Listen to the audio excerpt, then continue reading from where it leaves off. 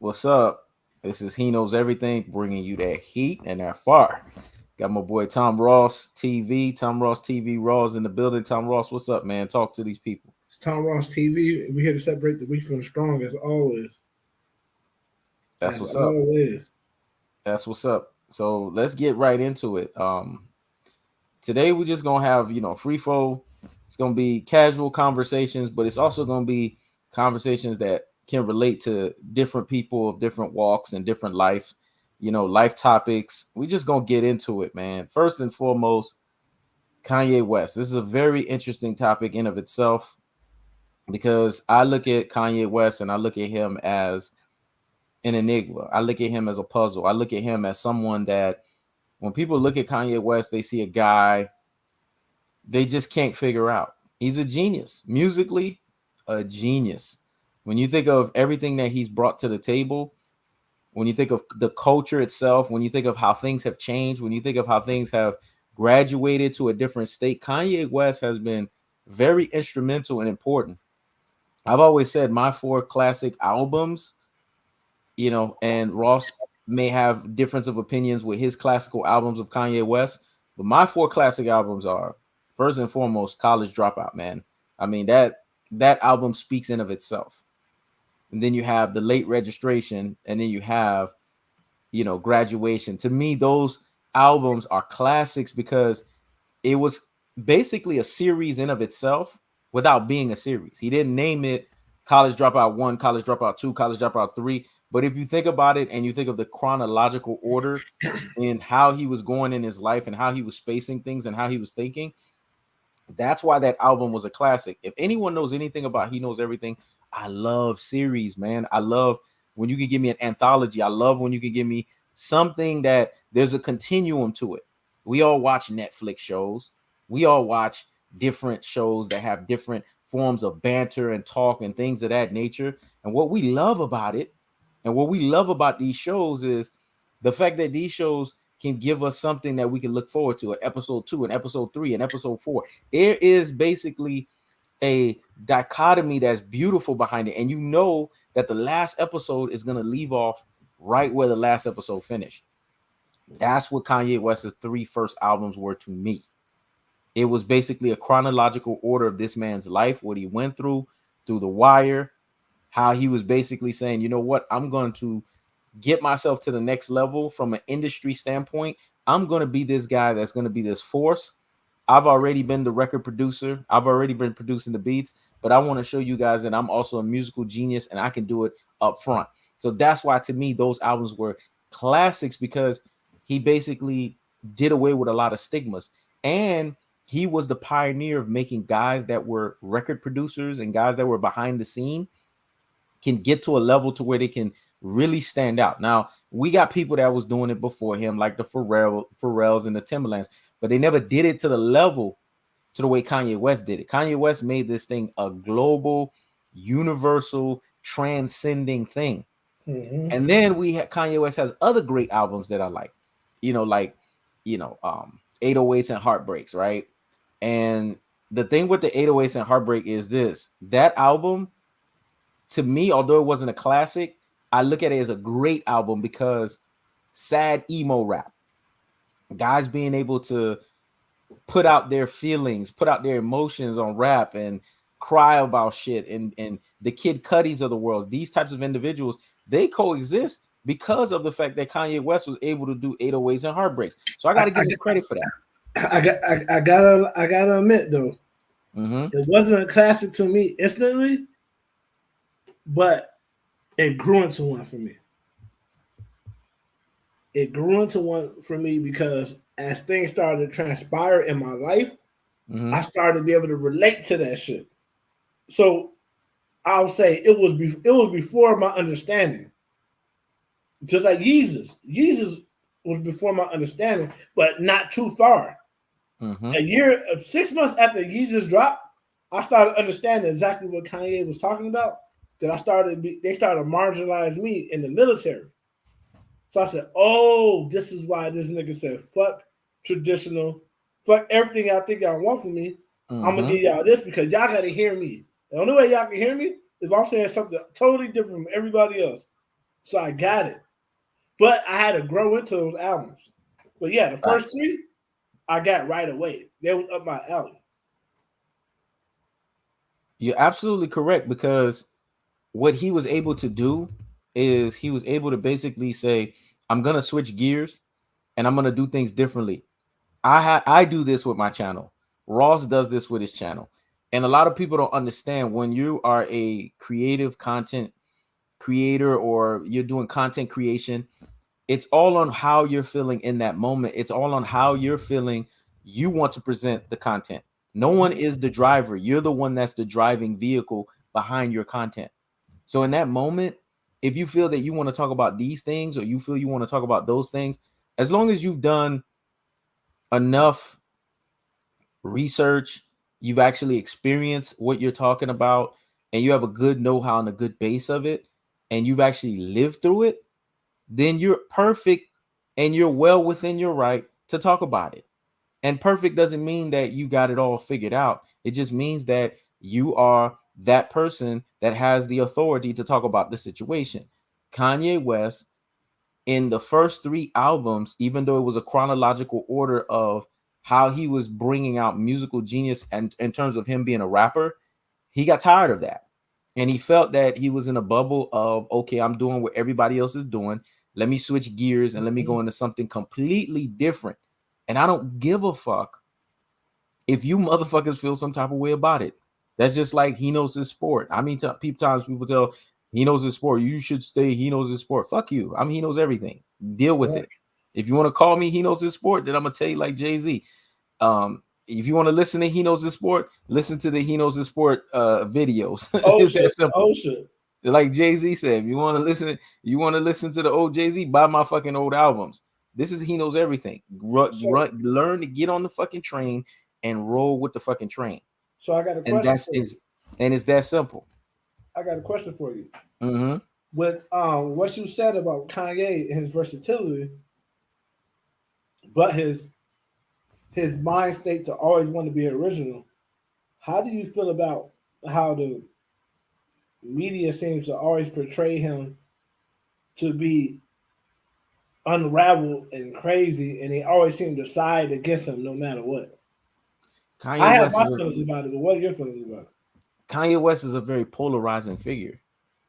And he's basically a person who's often misunderstood. People that live that kind of life, that are enigmas, and people that live that life where they are geniuses at what they do, they will always be misunderstood in what they do. It's like he knows everything. People think that he knows everything's always in battle mode, always ready to tear a motherfucker down, always in this authority figure mode, but they don't realize there's a relaxed state version of he knows everything. There's just a person, there's just Ape, there's just that person. There's not the, you know, this person or this, or it's like Floyd Mayweather puts on the aura when he's promoting a fight, but there's the normal version of who he is as an individual, and Mm-hmm. people don't understand that. I can let my hair down and I could relax and I could chill just like anybody else, but it is what it is, and this is the forum to do that. And the thing with Kanye West, going back to him, is he's misunderstood because he chooses to cut against the grain. I can understand the cutting against the grain because every time I do it, I take a hit on YouTube for it. Mm-hmm. But I do it all the fucking time because I don't believe that I need to follow what everybody else is doing. I'm not a natural born follower. I'm a natural born leader. So if I do something, I'm gonna do it in a way to where I'm leading the charge on it. You may not understand what I'm leading at the moment. You may not understand where I'm going with it, but eventually, just like everybody else, you realize everybody else was 7 steps too slow. And then they finally figure out, oh, this is what he was talking about. Like, when I talk about litany of topics that have to deal even with boxing, Jerron Ennis, these types of things, when I tell people, people are not ready, people are wet behind the ears, these types of things, right? It takes people a very long time to understand what does that mean until somebody like a Sean Porter who has a namesake actually says it, and people are like, oh shit, this motherfucker was saying this so many months ago. That's what 808s and heartbreak for Kanye West was. Right. Kanye West basically said, I'm going to do something completely different where I'm going to let my emotions out on an album. And I'm just going to be a guy where I'm going to be in my Michael Jackson, because Michael Jackson inspired him for the 808s and Heartbreaks. If you ask Mhm. him, he said that, what he loved about MJ was MJ just poured his soul out. He poured his heart out musically. That's just who he was, right? We got people in the building. Joseph Yeah, Selbu say, "Yo, long time. Salute to you." Jordan yeah. six times Bishop said, "What's going on?" Salute to you guys, man. So But let me add to this conversation real quick. So mhm, the way I see it is, I see it like they use black celebrities like Kanye, Kyrie Irving, KD, and they treat them a certain way to exactly. it's subliminally telling us how to act.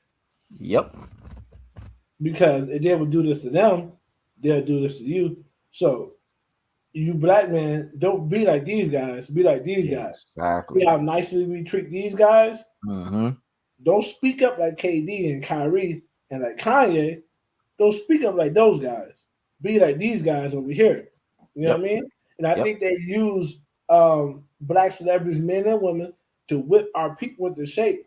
Because they know the majority of us identify with celebrities yep, more so than reality. You know what yep, I mean? yep, And I think it's big for people to see that so they could not see a headline and just agree with it and attack. When you read a headline, you got to know who owns that company. mhm. Most of the media is owned by five companies. All of the media is owned by five companies. So all the Yep, media is controlled.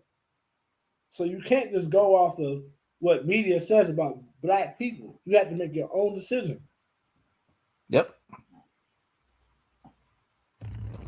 And that's the thing, and people got to understand that.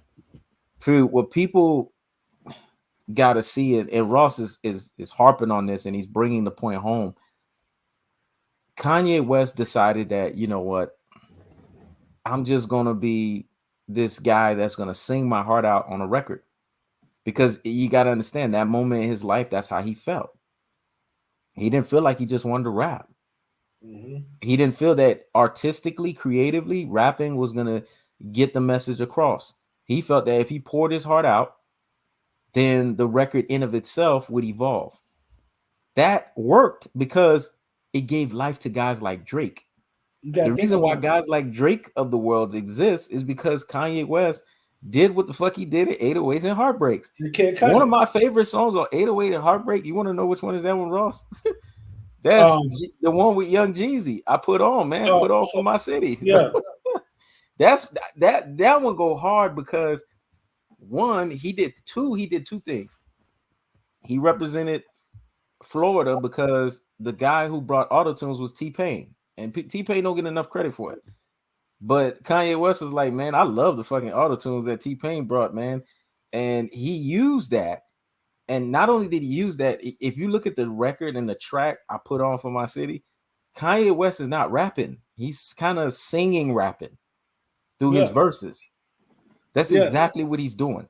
And But he put it's so much pain in the shit the lyrics are just nasty.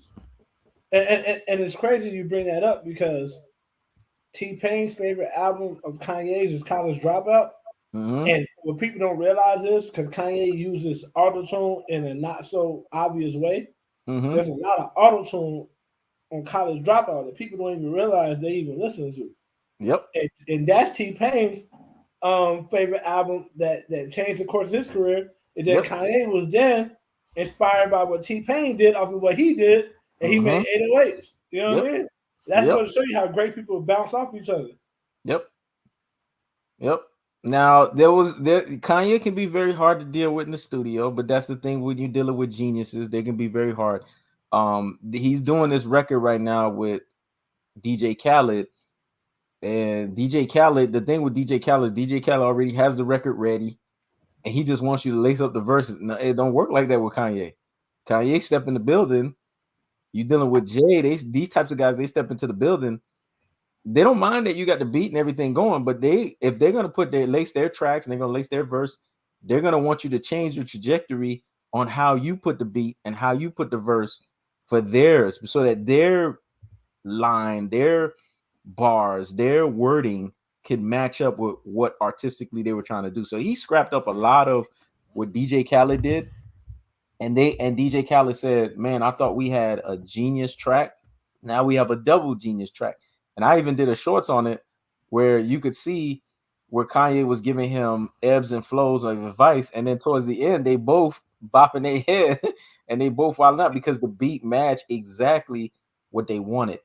And that's the Because thing when you're dealing with people that have that genius mindset. They're always gonna scrap things and make things work on the level that they're at. And if you're not at their level, they'll get you to their level, if that makes sense. what Kanye, when he has mastered, is not making the hot track. Mm-hmm. Kanye has mastered in making a track that never goes out of style. Yep. So it's not the track that you can't. He has these tracks too that you can't go nowhere without hearing. Like Mm-hmm. he had Gold Digger, he had tracks like that, right? But he mastered on a normal making tracks that you can't deny. Yep. So you might say, "Oh, this ain't no Billboard Hot 100 top 5 hit," but it's a track that you can listen to every day of your life for the rest of your life. Yep. He's mastered the timeless music. Yep. Like, think about it. College Dropout was made in 2004, 2003, 2004. But you can still listen to that whole album right now and not get Exactly. tired. Everybody can't do that. Mm-mm. That shit was hot then. That shit Mm-hmm. won't be hot now. You know Yep. what I'm saying? Yep. Some people, everybody can't do that. He's mastered it. It's interesting you said that because I think all music have a time expiration to it. That's just my honest opinion. But some artists are able to fast forward their music 40, 50 years from now.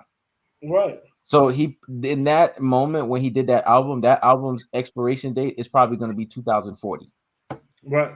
Because by then people will be so advanced on what they're listening to and what they prescribe as music to them, that would be something that they look at as an antique, Yeah, something that you would just have to think go how and get it long out. that is. Think how Hmm. long that is. That's a Exactly, long but that's a time. very long time. We're talking another 19 years. Most people albums, most average rapper albums, Hmm. expiration is a year. Exactly, and that's true, Then next especially year when you're people dealing with are like, one yo, hit wonders. yeah. Next year people are like, yo, that shit, it was alright. You know what I mean? Hmm. And the interesting part about it is just like Jay, right? Alicia Keys talked about it when they did the New York track. She had to get to his level. You know, Timeless. certain. Go ahead. I'm my bad. No, I'm agreeing with you. And because what Jay-Z did was he knew Alicia Keys did a hot version. Mm-hmm. But Jay-Z wanted a New York version because for that album, for that song to be what it had to be, it had to resonate with New York City. Exactly. And if it resonates with New York City, it's 8 million people in New York City. If they listen Yep. to it every day, Yep. they'll force everybody else to listen to it Yep. by volume of numbers because there's so Yep. many of those motherfuckers in New York City. Yep. So he's like, yo, come to New York and lay your tracks in New York City. Because Mm-hmm. she did, I think she did it from Los Angeles. Yep. She came to New York and did it, and it sounded different. You know what I Yep. mean? Because it had a different vibe to it. It Yeah. had the city's vibe. Because what happened is it allowed her to be in New York, smell the air, engulf the air, and be in that environment, that ambiance, and then lace a track based on her being in that ambiance. And when she was able to do that, the track was magical. There was Mm-hmm. people that weren't from New York that was bopping the track. You know how many remixes the New York track had, and people were doing their version from their city's version of it. It was just it was a classic, and that's I when you was know you bop- have a masterpiece. I was bopping it. I was just changing New York from Chicago. Exactly. I was bopping it. The beat was fire. Jay-Z Mm-hmm. verse was fire. And then she came in with the hook that was Mm-hmm. crazy. Yep. And I don't know if she surpassed herself, But she just laid down another fire hook for Kanye and 5 Year Foreign, another New Mm-hmm. York anthem Mm-hmm. called New York City. Mm-hmm. It's called New York City, or is it called City of Gods? That's what it's called. She just did it again. We'll see if it match up to that. But I think it might be just a hood classic and not necessarily a big bombastic classic like Jay Yeah. Z's was. But Yeah. it's going to be something that's going to resonate because I've listened to the song 20 times today. She has an ability. I mean, a lot of people, a lot of singers have the ability when you put them with certain rappers, their song resonates. There's a guy, when I mention this name, a lot of people are gonna be like, "What?" It's gonna show your age if you know this guy, but his name is John B. Oh yeah, John yeah, B. white chocolate. There you go. There you go. John B had a lot of tracks that he did with Tupac, man. I mean, these are some of the greatest hits in Mm-hmm. music ever. I'm talking about, man, like you paired those two guys together, you would think they walk two different walks of life. They're two different individuals, two different musical genres, but you put them together, they create a masterpiece. Mm-hmm. And this is the beauty of when you take R&B, rhythm and blues. We're not talking about someone that's a pop artist or someone. I mean, we're talking about actual rhythm and blues artists and mix them in with a hip hopper or mix them in with a rapper. Man, there's there's something that happens on a biological and chemistry level that's just it's insane, man, when those tracks come together because you know it's gonna be fire. That's just like when R. Kelly and Jay-Z got together. A lot of their songs were fire.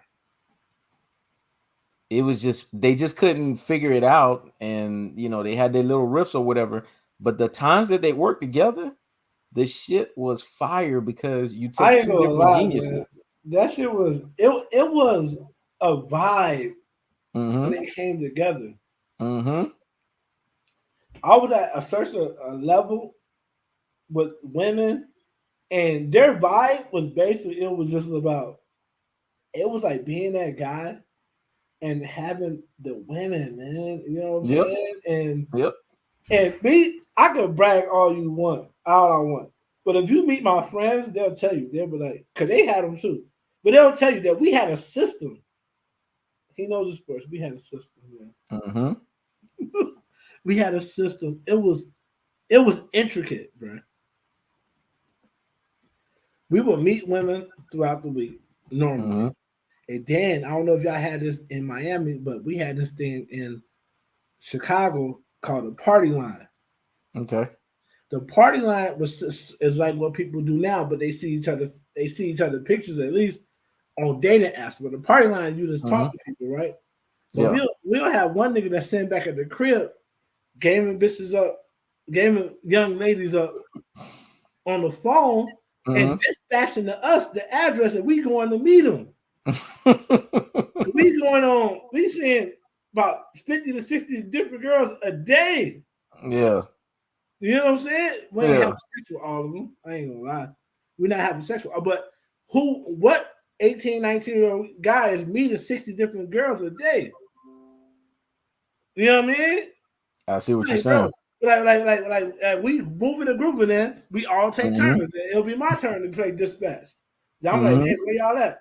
Hey, I got two girls over here. They in that area. You know what I'm Mm-hmm. saying? Send them over there. They hit me Yeah. up. I mean, what happened? Oh, they wasn't really on shit, but it was cool. Did y'all? Yeah, we got the number. We gonna link with them. Then. All right, cool. You know what I'm saying? But it was like we had what you call it?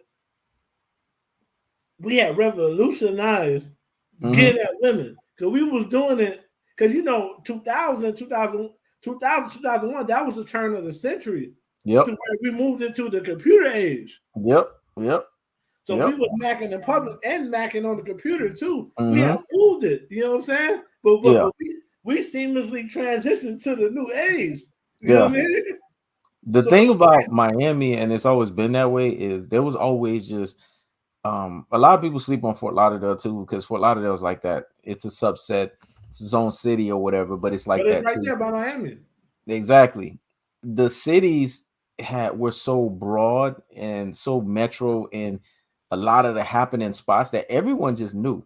What you had to do is you had to turn on, you had to be on Power 96 or 99 Jams. For those that's from Florida, you know what the fuck I'm talking about. You always got your ear plugged on one of those stations, and they will always tell you as the time evolved and the time changed, where was the happening spot. They'll tell you about the happy hour. I mean, they would advertise this thing like in such a way that you was like, oh, I'm there. Fuck that shit. I'm going there.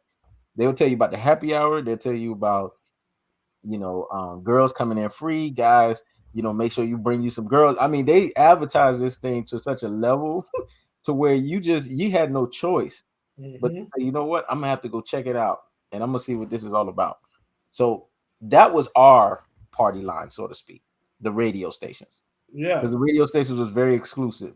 You had people like and then you had names. You had guys like DJ Khaled, Rick Ross, Trick Daddy. These motherfuckers will come on. Yay, man! I'm about to check out G5, man. I'm gonna be there. The party gonna, motherfuckers start saying shit like that. People don't know how big.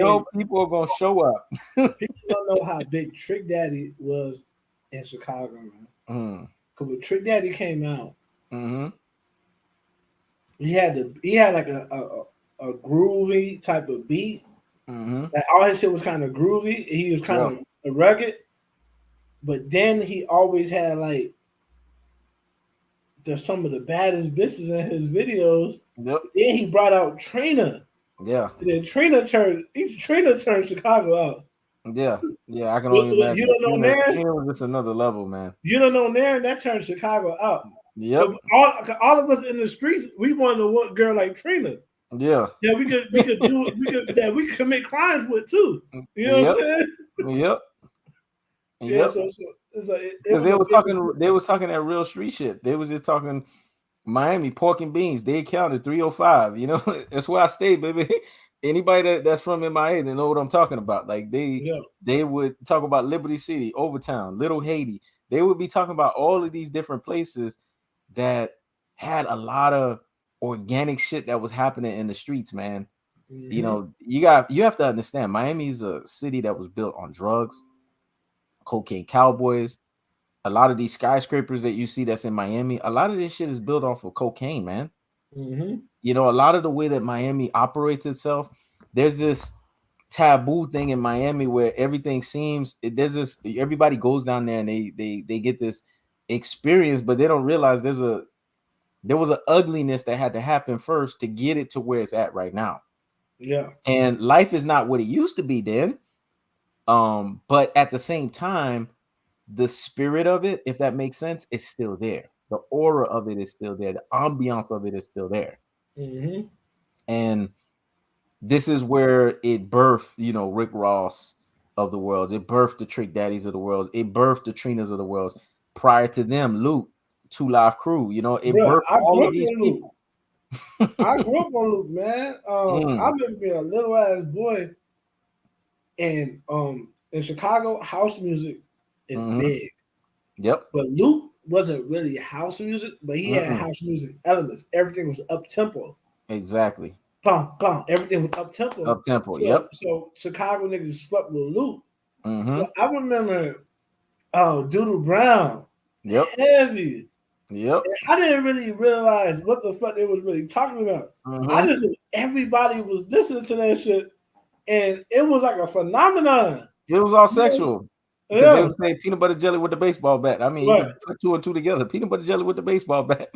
Right. I mean, it's just the phonetics of it, the beats of it. It was just and if you look at the album covers and you look at the shows and everything was raunchy, man. They just represented what the city was at that time. It was a very raunchy place. It had a very raunchy mindset. Things were raunchy as hell. That was just the way that they operated. And they wanted to give you that. And you guys have to understand, you had the University of Miami football team, the Hurricanes. So they were going to games playing that shit before they would go and step on the football field. They were flashy as hell. I'll tell you this right now. And that leads into some of the shit, the deeper shit we be talking about. The University of Miami, those years in the 80s, that decade, from 1980 to 1990, The University of Miami was the best football team. Yep. Whether they won the championship or not. Yep. Football politics and racism held that team back, bro. Yep. They changed the rules of NCAA to penalize these guys. Yep. To make them, and then when they would promote the games, they will say shit like "good Catholic kids against the convicts." Yep. Like, bro, everybody on that team. Matter of fact, none of them was convicts. They was in college. No. But that goes to show you just how much race plays a part in sports. They were saying good Catholic kids against convicts. Yep. These niggas are 18, 19, 20 years old. Yep. And you mad because they blowing everybody out by 40. Yep. You know what I'm saying? And that didn't become a big thing until they started playing the Nebraskas of the world. Because when they start playing Nebraska, the Cornhuskers, you got to see the big difference between what Nebraska Cornhuskers look like and what the University of Miami. I mean, we had cheerleaders with big fucking asses, shaking their ass to Luke, shaking their ass to Trick Daddy, shaking their ass to that shit while they doing their little sets. That's you got to understand, that's on national TV. That's fucking a lot of people up because in their mind, they're thinking cheerleaders are supposed to just throw each other in the air and they're supposed to do just regular. No, we don't fucking do shit like that. If you've ever been to Tallahassee, you've been to FAMU, you know how motherfuckers get down. They get down. We got our own culture, and they want us to pipe down and to do shit how they do shit. Yep. And I'm so proud of Miami for saying fuck y'all. Exactly. I'm so proud of them, man, because thing about it is, I look at the world not just in a small vacuum, but I look at it in a big picture. Yep. When we talk about the originators, when we talk about people who actually added the most to this world, who added the flavor, even the Bible said we the salt of the earth. It's us. Yep. So why should we dim what we are? Yep. And what we do to fit into what you want? It's one thing sometimes you have to provide for your family, and you might work for someone, and you might have to meet their expectations. Don't be a fucking idiot. If you got to do it, you got to do it. Exactly. But you should be saving your money and putting yourself in a predicament to where you don't have to dim your light. Exactly. Don't be no idiot. Don't listen to Tom Ross TV and be like, yeah, fuck my boss. Fuck that crap. No. He pay your bills. Yeah, exactly. So you do what you need to do. And keep your job, man, and keep everything going until you cannot. Put yourself in a predicament to where you don't have to dim your own light. Exactly. Yeah, but in no way are we advocating for you to be a dummy. Right. Oh, salute to you, Yusuke Knight. You said I turned the big 30 this year. Salute. Hey, well, even though this live ain't got nothing to do with Yusuke Knight, I gotta give Yusuke Knight a big salute. Why? Because you support HeKnows Everything channel. You supported my channel to the fullest. Yep. You watch damn near every video. Yep. You like damn near every post. Yep. And you one of the big reasons that I've gone to as far as I've gone. And I'm sure HeKnows Everything will say the same. Yeah, you know, I'ma always say that, man. There's no supporter like Yusuke Knight.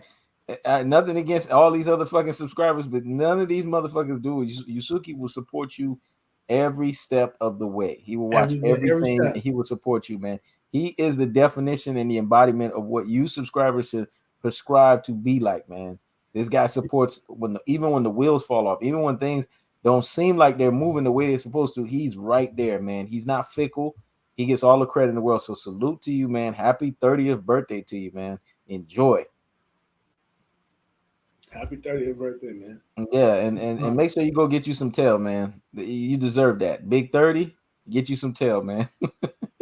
Yes, sir. But yeah, back to what we was talking about. I mean, this is the reality, man, of what us as Black people bring. We all bring flavor. It doesn't matter if you're from Miami. It don't matter if you're from Chicago. It don't matter if you're from New York.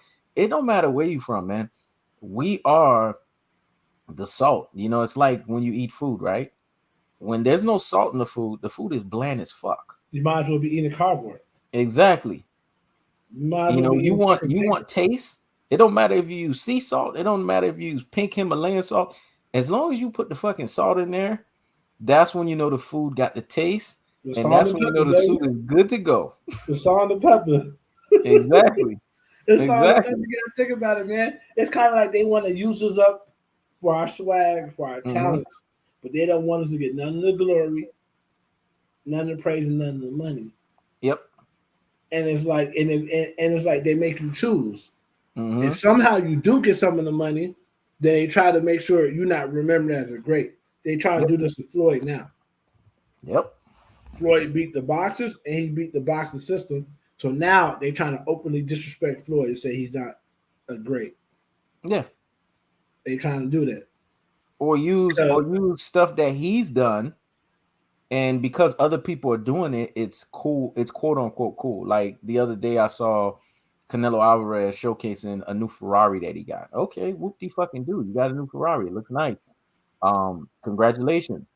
But all of his supporters are jumping behind the Ferrari and saying, "Man, look at him! Look how far he's gotten! Look at how much wealth he's amassed." When So Floyd people when are doing it. Floyd was doing it, he was just for the money. Yeah, I mean, Floyd had a bunch of cars that was either all in black. I mean, now he does all black. There was a period of time where he was doing all white, and he has different, basically variances of cars, and he has fellow celebrities that fly into town and be like, "Hey, why don't you just drive this? Don't fuck up my shit now, but when you can go ahead and drive this, you can go ahead and enjoy yourself." No, it's a thing to that. If they're his friends, they can do it for free. Yeah. Floyd got all those cars, and he basically leased them out to regular millionaires.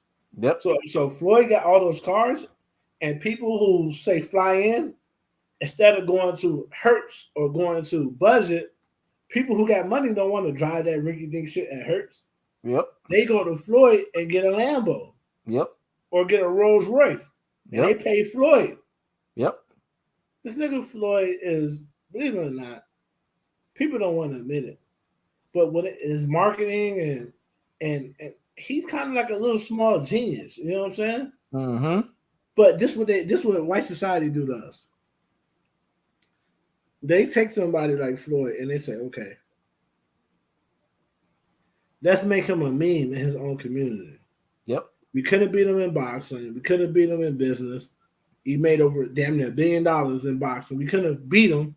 So let's embarrass him in his community and say, well, he's illiterate. He can't read. Exactly. And our people, instead of saying, fuck what y'all saying, we ain't going to regurgitate that. We just go ahead and just regurgitate it and say and post memes because it's funny. But at the end of the day, when you destroy one black man's image, you destroy your own image. You're destroying the people. You're destroying the movement. It's a difference between holding a man accountable and trying to destroy their image. Yep. And My it's interesting you said that because people don't fucking know the difference. Like me, I hold people accountable. Like Terrence Crawford, Jerron Ennis, I don't hate them. They're black men. If I have to support them over supporting someone else, I'm going to support them. But if you're overrating a Jerron Ennis, I'm going to hold him accountable. If you're telling us that Terrence Crawford gets to get a license and get a pass for being stupid, I'm going to hold him accountable for that. Right. That doesn't mean that I hate him. Right. That doesn't mean that I'm going against. That doesn't mean that I'm Uncle Tommen. That's the dumbest shit I've ever fucking heard. That's the difference. Like when me and you different. We different on some things, but we wasn't even, when you bring it together, we wasn't even arguing the same points. You were saying something I vehemently agree with. Yep. You were saying that Bud Crawford made his bed. He needed to lay in it. That was true. He did make that bed. He could have took his ass over to PBC. I was saying that not Al Heyman, Bob Arum. I want Bud to win this litigation because Bob Arum need to be held accountable because all the dirty practice he's been doing, even going all the way back to fucking Cassius Clay, better known as Muhammad Ali. He went that far back into being dirty toward black fighters. Yep. So I do agree with you. But went over there and he knew better. And he got fucked. Yeah. But Bob Arum need to be held accountable because he been fucking black fighters forever. Exactly. And my thing is, I'm not gonna not admit that Bob Arum is not screwed over black fighters. But Terrence Crawford, I mean, come on. Like, you want me to have sympathy over you when you know that Bob Arum's been doing this to black fighters for how many years now? And how many times has he done this? How many examples have been in front of you, and yet you still sign on the dotted line? Like, I can't feel sorry for you in that, man. Yeah. You and that's the thing. That's the thing. I was like, when I was dropping my videos, I said, I hope he understand that I don't necessarily feel sorry for Bud. But in this case, I'm standing shoulder to shoulder with him because while I think he was stupid for being with Bob Arum, in this case, I want Bob Arum to lose. Because Bob Arum losing is good for boxing. That means other black fighters don't have to go through the same shit. But yeah, I even said this. I said this shit. When I meet you, 2018 is when we started fucking around with each other and you started helping me with my YouTube. I even said this back then. I said, man, Crawford and Bud don't want to fight Errol Spence. That's why he went over the top rank. I said that shit back then. But even though I don't like that he did that, I still got to side with him on this because this is bigger than that to me. You know what I mean? Exactly. Yeah. And I'm glad that you brought up that point because, you know, what people got to understand, and it's bigger than all of these things, is Terrence Crawford is in the position that he's in because Terrence Crawford put himself in that position. And we as black people, we have to stop playing the victim mentality, man. I get very annoyed with that shit when we're sitting here and acting like we're the victims, and then not only that, we're supposed to just have a unified front and not hold accountability where accountability needs to be held. Errol Spence had the opportunity to make the same decision that Terrence Crawford did, and he could have very well did it, but no, he listened to those that were his elders. He listened to his father. He listened to Al Heyman, and he didn't make the move. That was the difference. Whereas Terrence Crawford just made the fucking move. And when he made the move, now he wants, after so many years of being used and abused and treated like lesser than, excuse me, because that's exactly the way he was treated. He didn't even listen to his sister, his older sister, that was trying to even put him on game and tell him, what the hell are you doing? And even when she challenged Bob Arum, he basically embarrassed her in public and acted like her opinion didn't fucking matter. This is your own blood sister that you say is your older sister that you respect. He basically sat her down and re-signed with Top Rank. I mean, come on. This guy has made so many gaffes that I can't sit here and co-sign behavior like that, especially when you're a black man. It's something about a black man that denigrates their own black woman, and then on top of that, it's their sister, and then they turn around and do it in public, and then basically shut them up, and it's like, okay, you just need to go on and get along with the situation. Bottom line is, Bo Mack shouldn't be no damn manager. I don't mind him being his trainer, but he's not qualified to be no fucking manager. It's very clear because his managerial skills is when he's around Bob Arum, he acts like a fucking groupie. And you want to know how? Go look at the confrontation with Spence and Crawford, and go look at how Bo Mack and Terrence Crawford were acting around Bob Arum. They act like Bob Arum is this celebrity. I kid you not. Go look at the body language. But I guarantee you, this is what's going on. Bo Mack is probably getting paid under the table. That's true. To keep this guy subdued, blase. So you're right. We do got to hold him accountable. And you're right. There's been, 60, 70 years of proof that this nigga's crooked? Mm-hmm. Right. But still in all. Still in all. And I think you understand, because you understand me very well, because me and you, we talk all the time.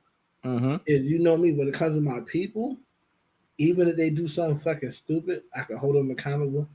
But in certain instances, I feel like we gotta stand together in a unified front, because that's how every other race operates. They damn behind closed doors, or we can hold you accountable. But on certain instances, we gotta stand on the unified front, because, bro, at the end of the day, if Bob Arum wrong or right, white people gonna have his back no matter fucking what. That's true. They But gonna if say, you notice, they gonna say, you know what? Yeah, you took advantage of that nigga. Fuck him. You know what I'm saying? you're absolutely right. But if you notice, those that prescribe to the unified front route, right?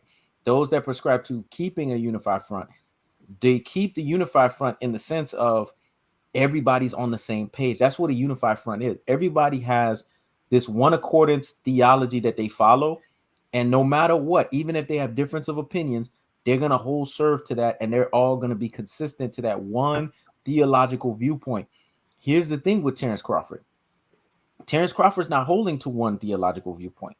What he's basically saying is, I want to kiss Bob Arum's ass, and I want you guys to agree with me kissing his ass, but I also want you guys to support me. That's not a unified front. That's having your cake and want to eat it too. A unified front would be, I'm completely excoriating myself away from Bob Arum. I'm basically telling Bob Arum, fuck you, like the way a Floyd would do. And I want you guys to support me. And you know what? I'm going to show you guys support, because now I was talking shit about you guys. I'm going to do interviews with you guys. I'm going to be right up under you guys, and I'm going to want you guys to push me.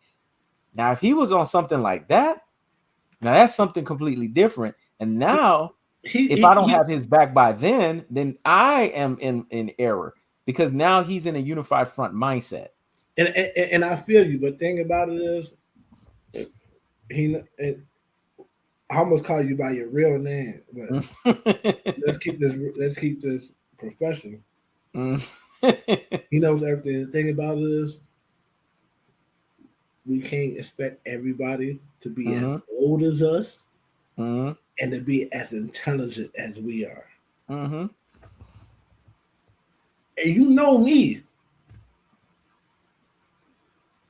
I don't fuck with Bud. Well, maybe start fucking with Bud when he finally did the litigation against Top Rank. I said, okay, are you showing me something? And since now you showing me something, I'll give you some fair criticism. Since you showing me something. Because if you said all this shit with no litigation and nothing, you know me, I'm about action. If you was talking all this rah-rah shit and there was no real action, I'd be like, man, Bud ain't talking about shit. Bud's scared of Spence. But and that's still the truth. I still think Bud's scared of Spence and he don't want to fight. Yeah. I believe that. I've been saying that shit for years. I believe it. This man knows.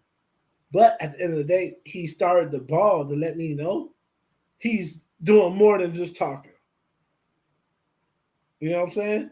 It's interesting you said that, because I would be on the same page with Terrence Crawford if Terrence Crawford, there's one thing that he would have to do, one adjustment.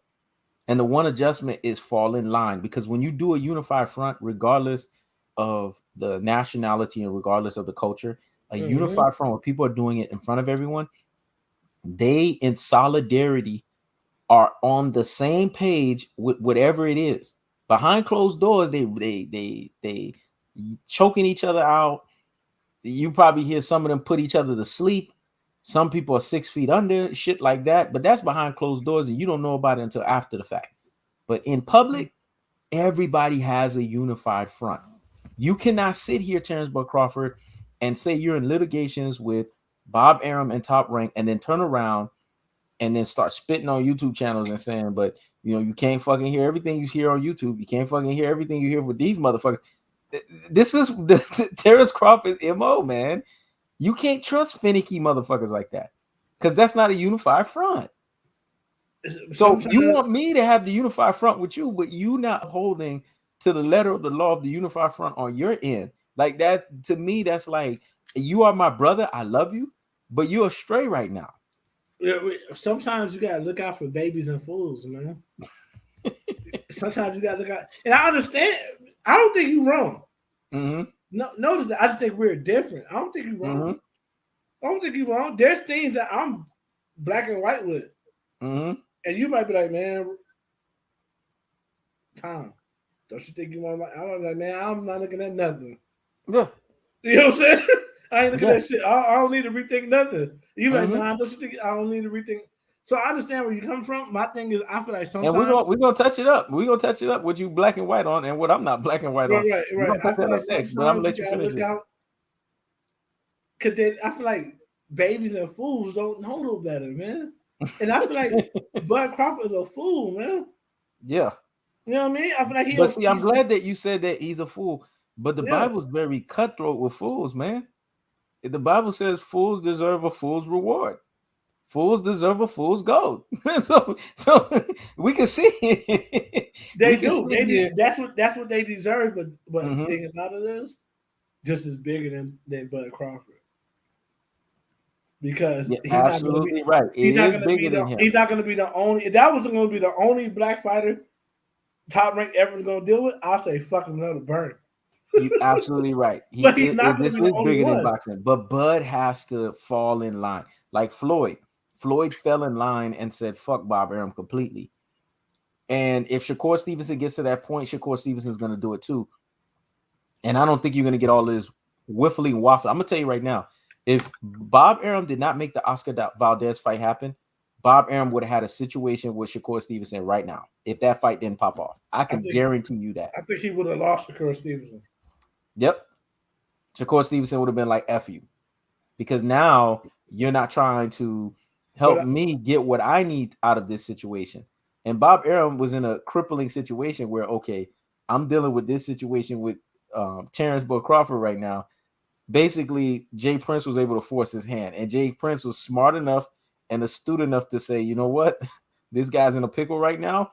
Let me get a vantage point here, and I'm going to get the vantage point. So I got to give him all the credit in the world. Right. And I'm glad you said it, but the way you're a slick motherfucker.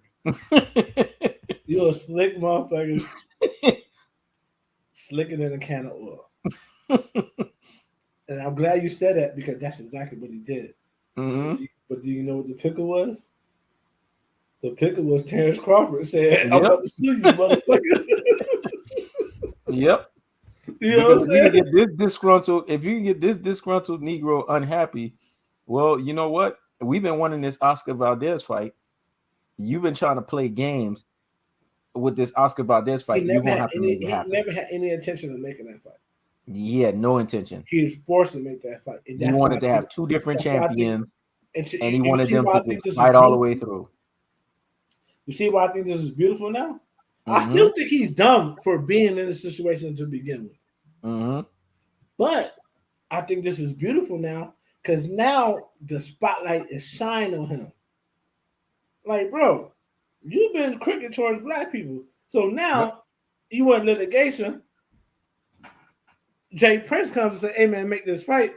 Now you got to make the fight because if you don't, it's going to be crickets to what people saying about you. Yep. That's how black people work together, boy. Yep. That's how we got to work together. Yep. Now, here's the thing, though, because it's going to showcase itself at the highest levels here. And people got to understand it. Terrence Crawford situation, honestly, it helped in that essence, but it didn't really get everything moving the way it was supposed to. I'm going to explain why, because Shakur Stevenson had the game plan to leave. And Shakur Stevenson, honestly, I understand you don't like Terrence Crawford. No, I'm gonna say this. Shakur Stevenson. That situation helped. It helped. Shakur Stevenson could have went to Mayweather Promotions. He could have did that. He could have did all that. This opening, if Bob Arum did not give Shakur Stevenson the opening, Shakur Stevenson would have found himself with that PBC. Why do you think Earl kept yelling at him? PBC. And you saw Shakur Stevenson was laughing every time he was saying that. Shakur's not like Terrence Crawford. He got options, man, because he has a guy that's managing him that thinks about the bigger fucking picture. And Shakur Stevenson is box office, and he's not boring like Terrence Bud Crawford. That's the difference. Shakur Stevenson is actually marketable. So he's not crippled like Terrence Bud Crawford, who's a boring fighter that you literally have to carry. See, like any platform or any umbrella or any promotions that Terrence Bud Crawford has to go to, they have to carry him. PBC has to carry him. If he goes to Maximum Sports, they got to carry him because Terrence Bud Crawford don't bring nothing to the table but his own being that he can fight. And he can't even do that all the way to great. He can't do that all the way to greatest. So this is what this guy brings to the table. There's really not all of that. Whereas with Shakur Stevenson, Shakur got a little mouth. Shakur got a little smile and a little charm there that if you market it the right way, you can make this guy a superstar overnight. So he don't need the top ranked situation for that. Shakur could be up under any situation. He don't have the Devin Haney problem where he's forcing himself. You see what I'm saying? Shakur Stevenson has that natural smile and that natural charm that anybody that's promoting someone could run with. Yeah. I see. So it's different in a sense. So yes, the Terrence Bud Crawford situation, you're absolutely right, Ross. It helped. I'm not saying it didn't help, but let's not get this shit twisted. It wasn't everything. Shakur could have got this anywhere. He could have got it anywhere. It wasn't everything, but the fact that he got on top rank was on the kind of list. Yeah, that's true. My thing is when it comes down to Bud, me personally, I think Bud is overrated. As a boxer, I think he's overrated. But you know me, we done had these talks, and you're the same way. You like to really make people pay for dumb shit they do, and I get it. They deserve to pay for dumb shit they do. Well, the cat is out the bag. Tom Ross is telling everybody now. The cat they is out deserve the bag. to pay. People don't know my personality, so now they know.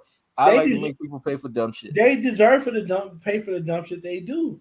Yep. So when I counter that, it's not that I'm countering you per se. I'm just making sure people don't lose track and realize that as a boxer, this man did something very stupid. Yep. But as a black man in the big scheme of things, we need to be on his side against Bob Arum because Bob Arum is very crooked. Exactly. So that's where I go with that. But you're right. Bud been making a lot of mistakes outside of the ring. Inside of the ring, he fight who he put in front of him, and he's with a garbage promotion who don't value him, and they put him in front of trash. So they could then just divvy out whatever they want to give him. All of that shit is a marketing ploy to keep him not marketable, right? Yep. And he chose to be there, but they have a contract, and they need to live up to their contract, and they have not been living up to their contract. Yeah, but then here's the thing that's annoying. I know what he goes and re-sign, and then he goes and he re-signed twice. He didn't only re-sign once. You know, he signed with Top Rank 3. He did 3 signatures, man. 3 times. That 3 times. That's a special kind of stupid right there, man. I'm sorry. You're right. You're right. And if it's not this case right here that I'm about to present, then Bud is the dumbest of all dummies, but I've already made my choice. Because we all in life do dumb shit, man. All of us. But none of us are immune to dumb shit. But 3 times over. If it's not this case, then he's very retarded. In a lot of cases, when it comes to contracts in music and boxing and sports, especially in music and boxing, what they would do is like they'll use your last album or your last fight that you're supposed to get out of the contract. They will withhold that last album and say you can't make it. Or they'll withhold that last fight and say you can't fight that fight. So now you're just sitting on the shelf. And you can't get that fight until you resign. So it's like they force you. Bob Arum so much don't care for what Terrence Crawford brings to Top Rank that Bob Arum was willing to say go. Every time he told him you can go. Like he basically was like, go, leave. Okay. Because to him, Terrence Crawford didn't bring nothing financially. He felt he had to do all of the work. I've never seen Bob Arum's old ass work as much as he did promoting Terrence Crawford's fight. He did a lot of work. You saw his face. You saw him on for a guy in his 80s and 90s, he ain't supposed to be around like that. That tells you that Terrence Bud Crawford can't sell shit. A guy that's in his 80s and 90s walking around, getting in front of a mic, talking up the fight, doing this, doing that. That right there in itself tells you. But thing about it is, that's going to show you how far behind he is. Mm-hmm. because you don't promote fights like that no more. You'll see Al Heyman doing it. Yeah. That's not how you promote fights no more. Bob is behind, man, and he But won't you know why change. Bob? You know why Bob does that? Bob does it that old archaic way so that he doesn't have to outsource money. Bob doesn't believe in outsourcing. Okay, now you speaking my language. Bob made it He look want like he all was. of the money. He want all of the money for himself. He made it If look he has like to he was outsource, promoting. He made it that's look a like he tough. was promoting Bud. He looked like he was promoting Bud, but with no money behind it. Think about it. Lomachenko ain't no more marketable than Bud. Don't nobody know. I go to the bar right now and bring a Lomachenko. The average person ain't gonna know who the fuck I'm talking about. They But don't here's know the that thing, nigga. though. But Here's the he thing, put though. money At behind least Lomachenko. he has. He lost At thousands least of dollars behind Lomachenko. at least Loma's loyal fan base is still bigger than Bud's loyal fan base. You see what I'm saying? Even though Loma, he has to work to build him up, Loma's fan base is still a little bigger than Bud's loyal fan base, if that makes sense. And you want to know why that is? And you know why that is? That's totally Bud's fault. Thank you. You want to know why that is? Because it's Bob Aaron's fault. But Bud should have did his research and he should have looked and seen Bob Aaron's track record with black fighters. Bob Aaron don't promote black fighters, man. He want them to promote themselves. He don't promote black fighters. And Bud should have did his research and said, I can't be with it. I know I'm a naturally introvert person. I can't be with this dude because this dude is not gonna promote me. He gonna want me to do his job for him, like he did Floyd. Yep. So I'm no way alleviating Bud. But when they sign a contract, Bud's the fighter, Bob Aaron's the promoter. And Bob Aaron has not done. You can't go on record and disparage your own fighter on national TV. Who does that? Exactly. You can't do that. You know what I'm saying? Even if it's true, you can't do it. Because now you are destroying your own company. But you would do that for Bud. But you wouldn't do that for Lomachenko. Lomachenko lost to Salido. If anybody should have been disparaged, it should have been Lomachenko when he lost to Salido. Exactly. Did Bob Aaron disparage him? No, he didn't. He disparaged Bud. So the fact that it's not even is a problem I have with Bob Aaron. And that's a problem I have with the media and society as a whole. Black people don't want special treatment. We want fair treatment. Yep. Give us a fair opportunity. And we don't get that. We don't get a fair opportunity. I don't want special treatment. If you give me a fair opportunity, I'll work everybody. And I will be that guy. But they didn't give, even though Bud shouldn't have been there in the first place, he should have took his ass over to Chocolate City, PBC. But he chose to go there, and he's supposed to get, by law, he should have got a fair treatment. He didn't get it. That's the problem I have. And that's why I realized I'm very different mentally, is because for a lot of people, it's hard to do that. It's hard to say, you know what? I don't like the decisions this motherfucker made. But in this instance, I gotta, you know what I mean? It's hard to do that. Exactly. If you don't like the motherfucker, it's kind of hard to even help him. You're like, I don't like this bitch ass nigga. You know what I mean? And it's interesting you said that because this is what we're dealing with, man. This is the pickle that we're dealing with. And this is where my criticisms comes into play. It's not because, again, I'm against a brother. I mean, that's just the stupidest thing for anyone to say, that I'm against my own. If you've been paying attention to my channel, you would know that that is just completely not the reality, completely not the truth, that I am against my own. Why would I be against my own? That just makes absolutely no fucking sense. But I won't sit there and when my own is doing something stupid, I'm gonna sit there and co-sign the behavior. No, I'm not gonna fucking do that. I'm not gonna co-sign stupid behavior. I'm gonna call out stupid behavior because let me tell you something. Within other races, when white people do stupid shit that other white people don't like, they call each other out. And you see this from whether they're liberal white versus when they're conservative white. They call fucking each other out. You know how many people call out Donald Trump and they're supposedly white and they don't care that they call out Donald Trump. But us as black people, this is the other thing is us as black people that's so fucking weird.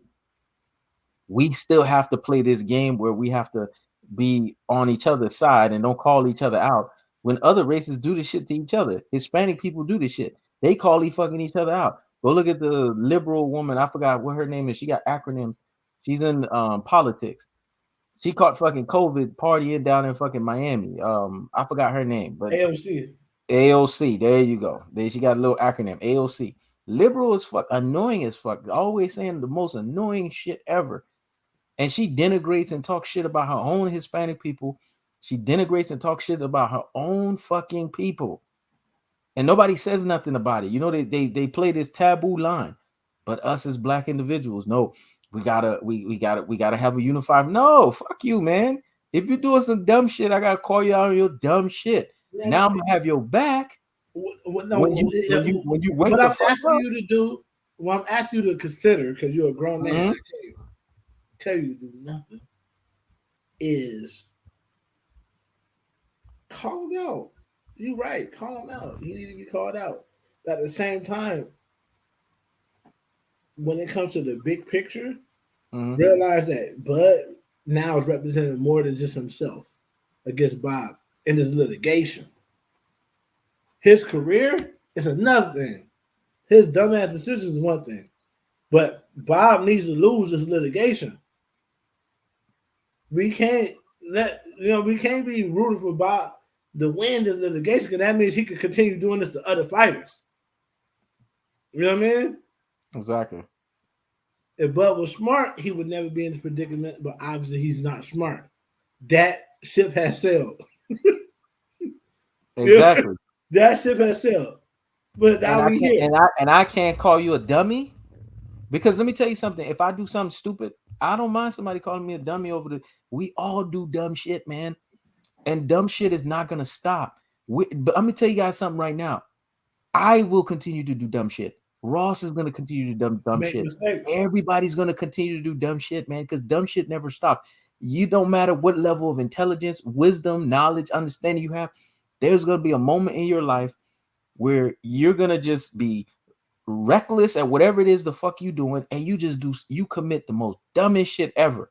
You're gonna be sitting there penalizing yourself, be like, how the fuck did I just do this dumbass shit, man? This is the dumbest shit I've ever fucking done. What the fuck was I fucking thinking? We all are gonna be susceptible to doing dumb fucking shit.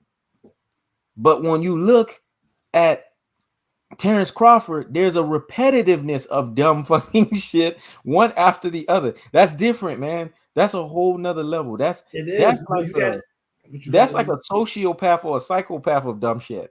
It is, but we gotta be patient with our brothers, bro. It's hard. It is very hard because what it is, what I'm asking you to do and other black people to do is to care more about a fighter than they care about themselves. And it's hard for people to care more about you than you care about your goddamn self. But to me, it's not about Bud. Because to me, Bud just he's over there and he's representing us over there. That's what it's about, man. If I could have my way, Bud would never even have been over there. Bud would be on PBC, getting the fights he won. But he went over there, and since he went over there, Bob Arum do owe him a service that he has not been giving him. Yep. He's been giving him a half-ass service. So I want Bob Arum to be called out. That way, it's published. Even if Bud loses litigation, at least it's publicized now. that people think Bob Arum is cricket, and now he got to play ball in a way he wouldn't have to play ball. But outside Exactly. of that, man, outside of Bud being fucking stupid, there's other people who deserve more shine they ain't been given. People Yeah. not giving people not giving Errol Spence the shine that he should get for fighting somebody like Ugas off an eye injury. Yeah. And that's and that in of itself is crazy that people honestly think that he's ducking, but he's actually fighting the hardest fight at the welterweight division. He fought a guy that retired Manny Pacquiao, man. What the fuck is wrong with people? This is what I'm talking about when I say the double standard. Could you imagine if Earl Spence made this is how you could tell they apologize.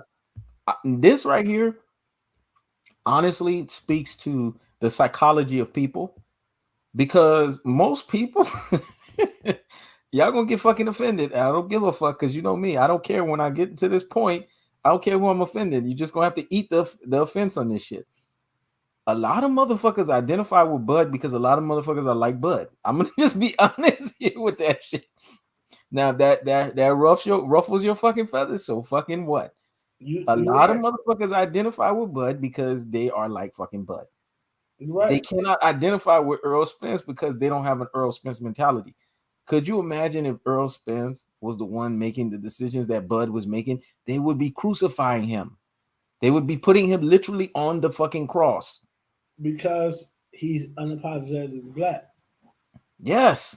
When you are subservient to white supremacy, you could do a lot of goofy shit and get away with it. And that It's, shit bothers me. That shit bothers me because it's like one guy he has to have this image where he's looked at in an aura. Here's the dichotomy with Spence. That Bud doesn't understand this shit because Bud don't have to walk this. Bud could be mediocre as fuck, and he'll still be all right. Bud can give you mediocre fucking performances. He can fight mediocre fucking fighters, and he will still be all right. But Spence, if he doesn't bulldoze somebody in a fight, or he doesn't demolish the person and terminate them the way that they expected him, oh, it's all of a sudden a dud. Oh, he had a disappointing performance. But to me, it's like you're not a boxing fan, and you're disrespecting the opponent because when he fought Sean Porter was a top 3 welterweight. Like, Top are you Porter not was a understanding WBC that? champion.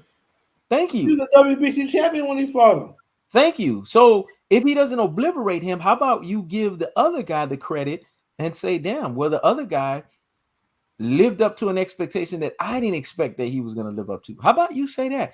People cannot put in their brains because they're a fan of somebody that the person has to do what they want that person to do. And once that person doesn't do it, oh, they've been exposed.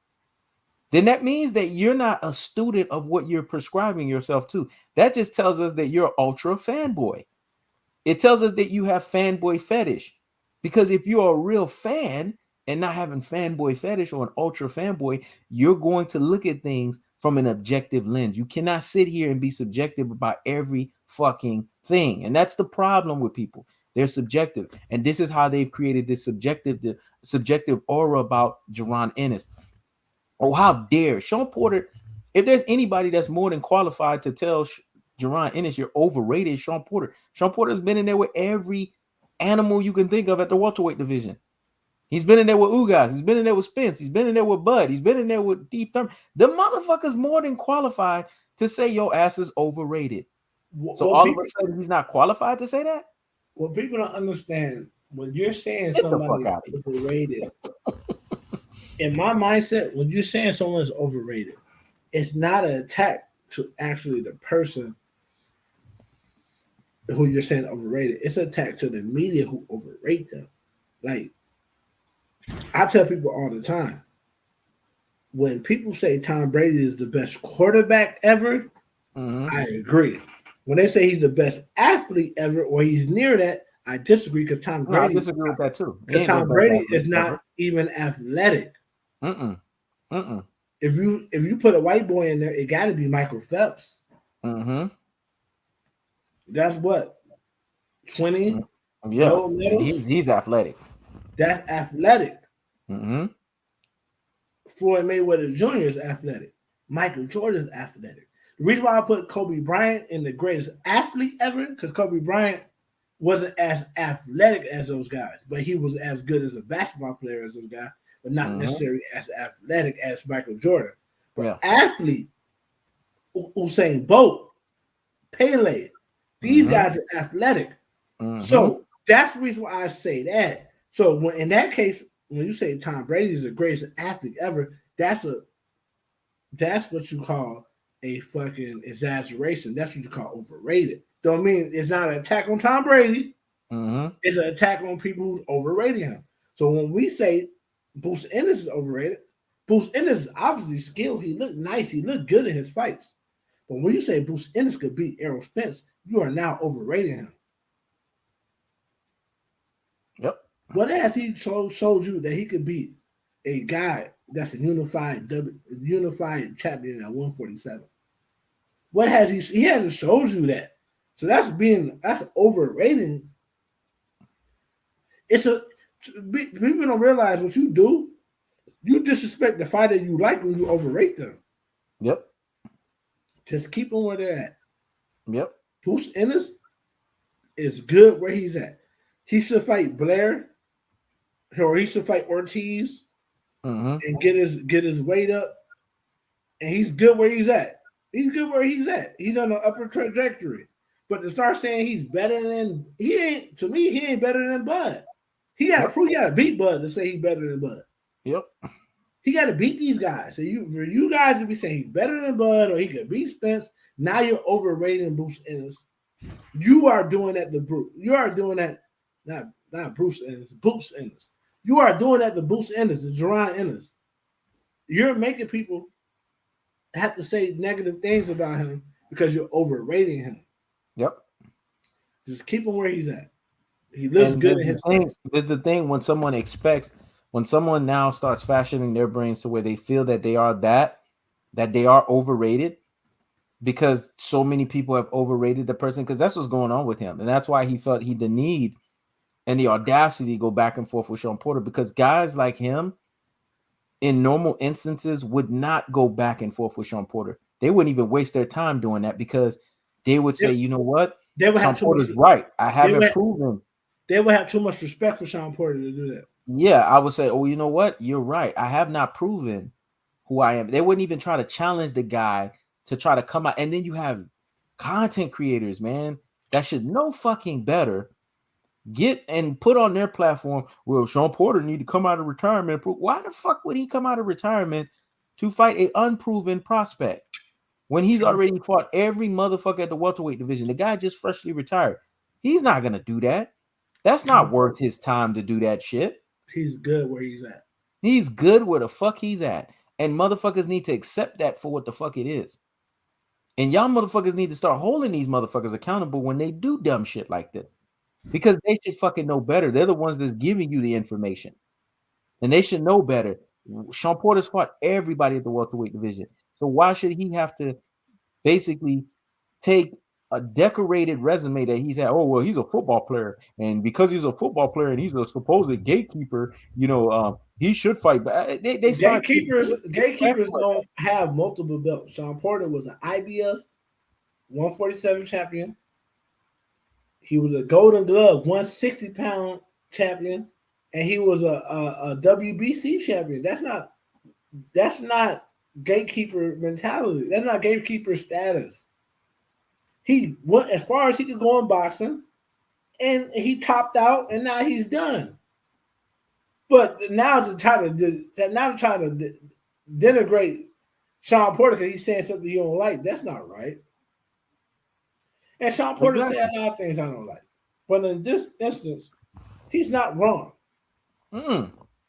Because when Sean Porter's boxed, when he is boxed in a corner in a wall, Ross, Sean Porter tells the truth.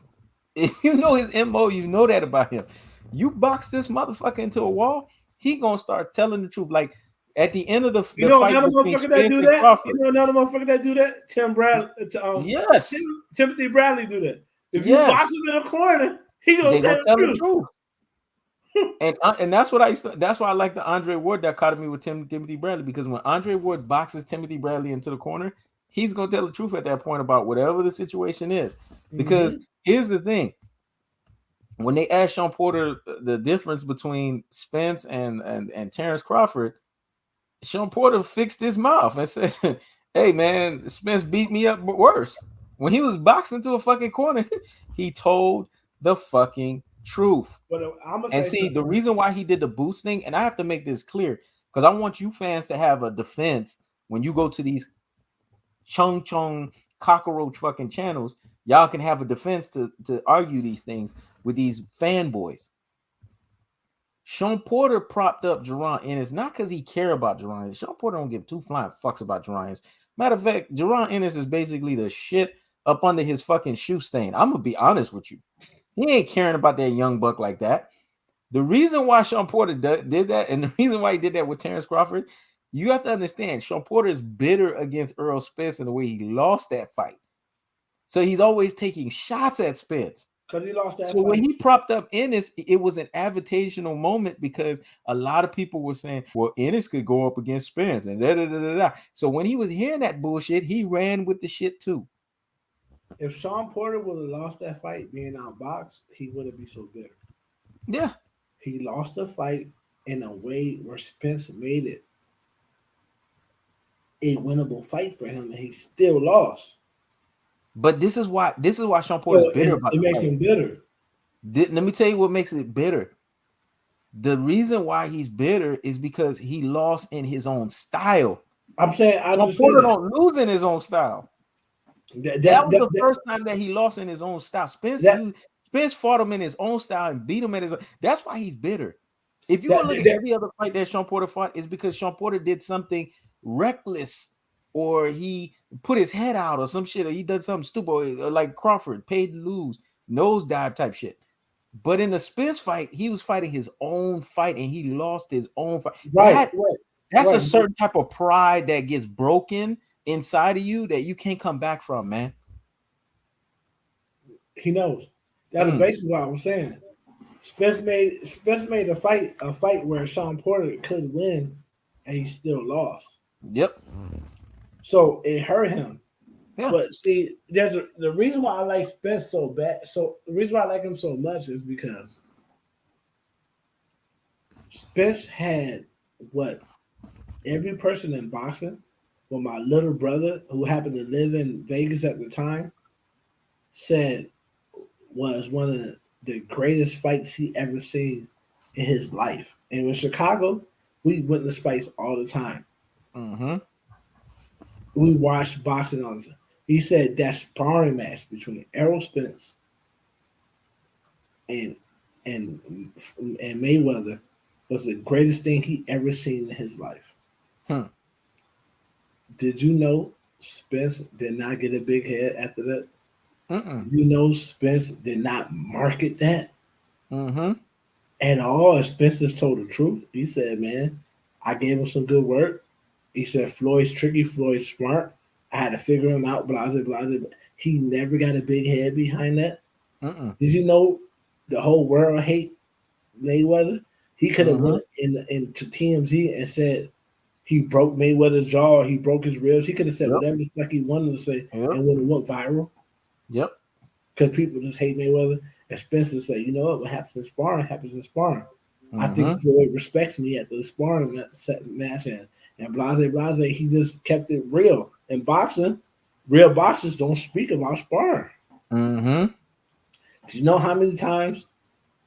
And thing about it is, I didn't know this after the fact when I started watching. When they had Muhammad Ali's whole career on what was that ESPN whatever when they showed old shit. I didn't know that Larry Holmes was supposed to beat Muhammad Ali. He had been sparring Muhammad Ali half of his career. There was no way he could lose to Muhammad Ali because he knew everything about him. Yep. You know what I'm saying? So, but did you know Larry Holmes don't brag about beating Muhammad Ali?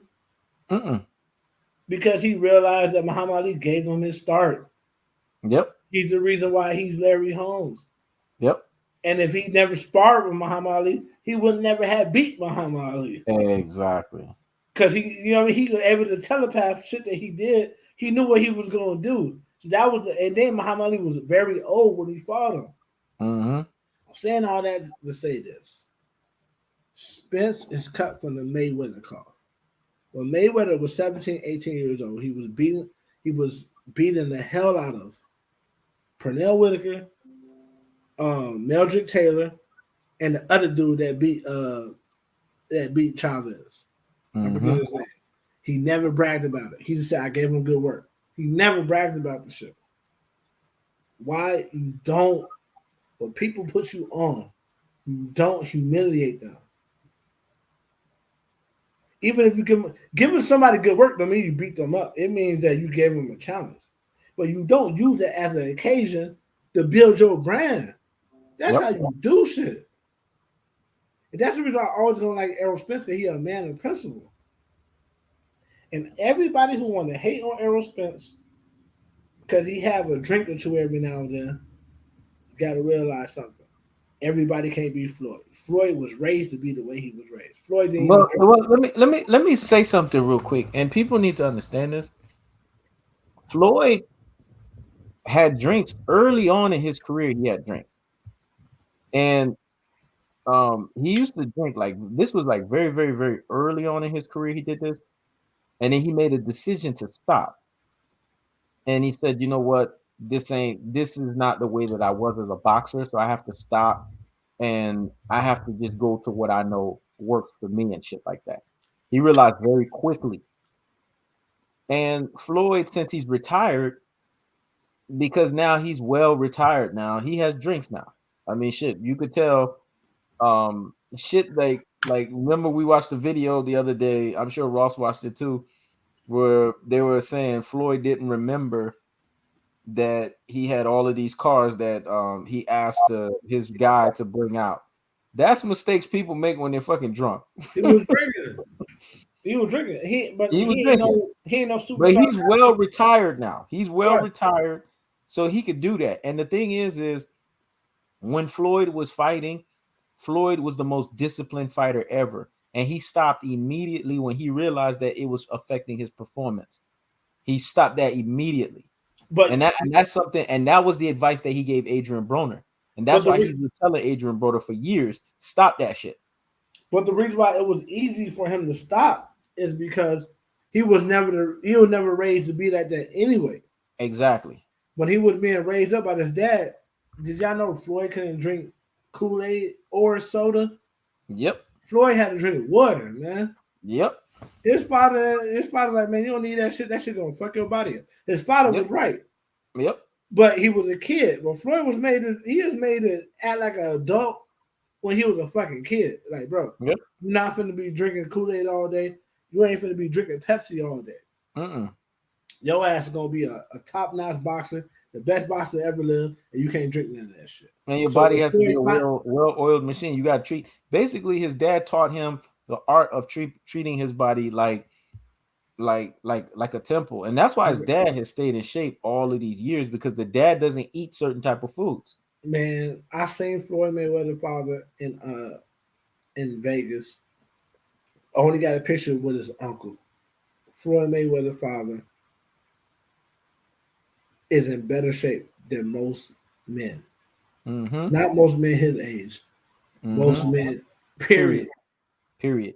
This nigga ain't got an ounce of fat on him, man. Yep. Because he eat a certain way. He was ordering tacos. He said no cheese. And the nigga didn't get no soda. He ordered some water. Yep. Nigga said, let me get some water. Yep. So we gotta understand, everybody not gonna be like that. Y'all niggas want to hate on Errol Spence for having a good time. Everybody have a good time. He's a regular person. Yep. He have a good time. He have some drinks. Niggas always want to find Errol Spence at a bar where he's drinking and be like, oh, Errol Spence is drinking. So fucking what? So what happened with Fight Hub TV when Fight Hub TV was interviewing Sean Porter at a bar, and Sean Porter was trying to make. We could tell Sean Porter was a little inebriated, and they were doing little jokes where Sean Porter was like, "Oh, I got to get this water real quick." Come on, man. Nobody said anything about that fucking video, right? Only one is but they get on Spence. Why? Why you get on Spence? But guess what? Spence is an unapologetic black man. Towards the end of Andre Ward's career, Andre Ward wasn't drinking like that either. But towards the end, like after those Sergey Kovalev fights, where would you find Andre Ward? Andre Ward would be at a little bar, and he'll have his drink, and he'll tell you, "I earned this drink." He retired. He retired. But back. But this was him going towards the end of his career. He knew he was going out the door. He knew it. At that moment, he knew it. So he didn't give a fuck. He had nothing else to prove. Yep. He had nothing to prove. The boxing world did Andre Ward the same way they did Floyd Mayweather. They politically kept Andre Ward from being undisputed. Politically. How they do it? I'll show you how they did it with Floyd first. Well, Floyd beat 2 undisputed fighters back to back.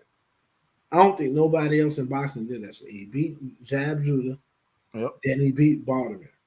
But then when he fought Baltimore for the rest of the titles, all of a sudden he couldn't get the belts because Baltimore didn't pay the section fees for the belts.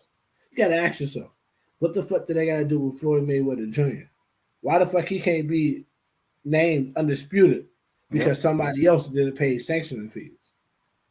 That's what you call political. Then Andre Ward in the Super 6, he beat everybody worth beating. But one guy, a belt that he needed, all of a sudden he bowed out of the Super 6 and he can't fight no more. Jermaine Taylor.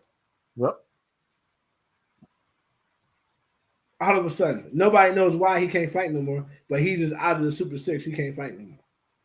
They kept certain guys out of being undisputed. This is the reason why I say honorary undisputed is Andre Ward and Floyd Mayweather Jr. Because when you win the Super 6, you're supposed to be crowned undisputed. You went through the gauntlet and you came out victorious.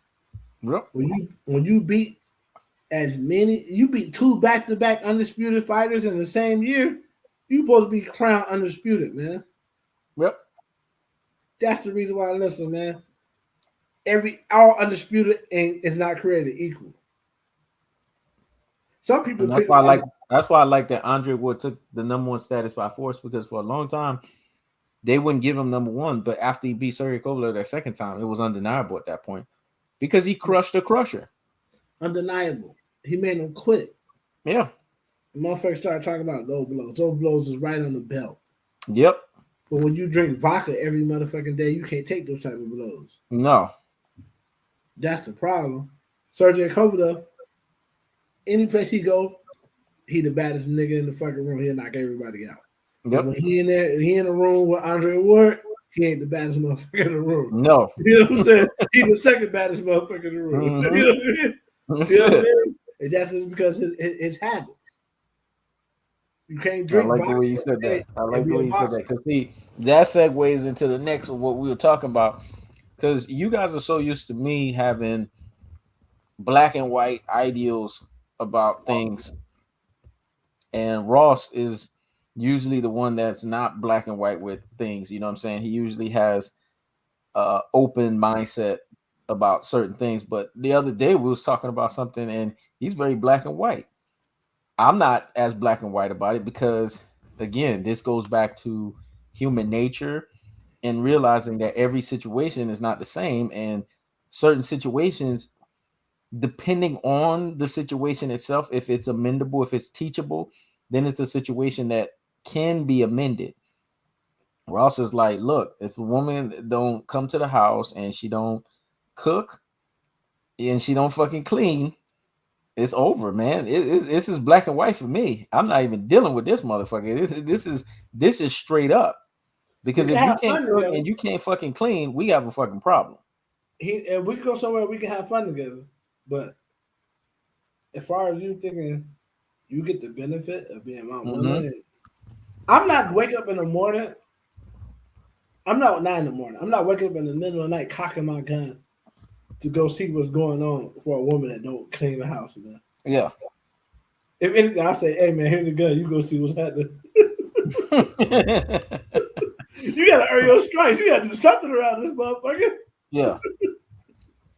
Now, here's my take on it. I'm not as black and white with that because some people,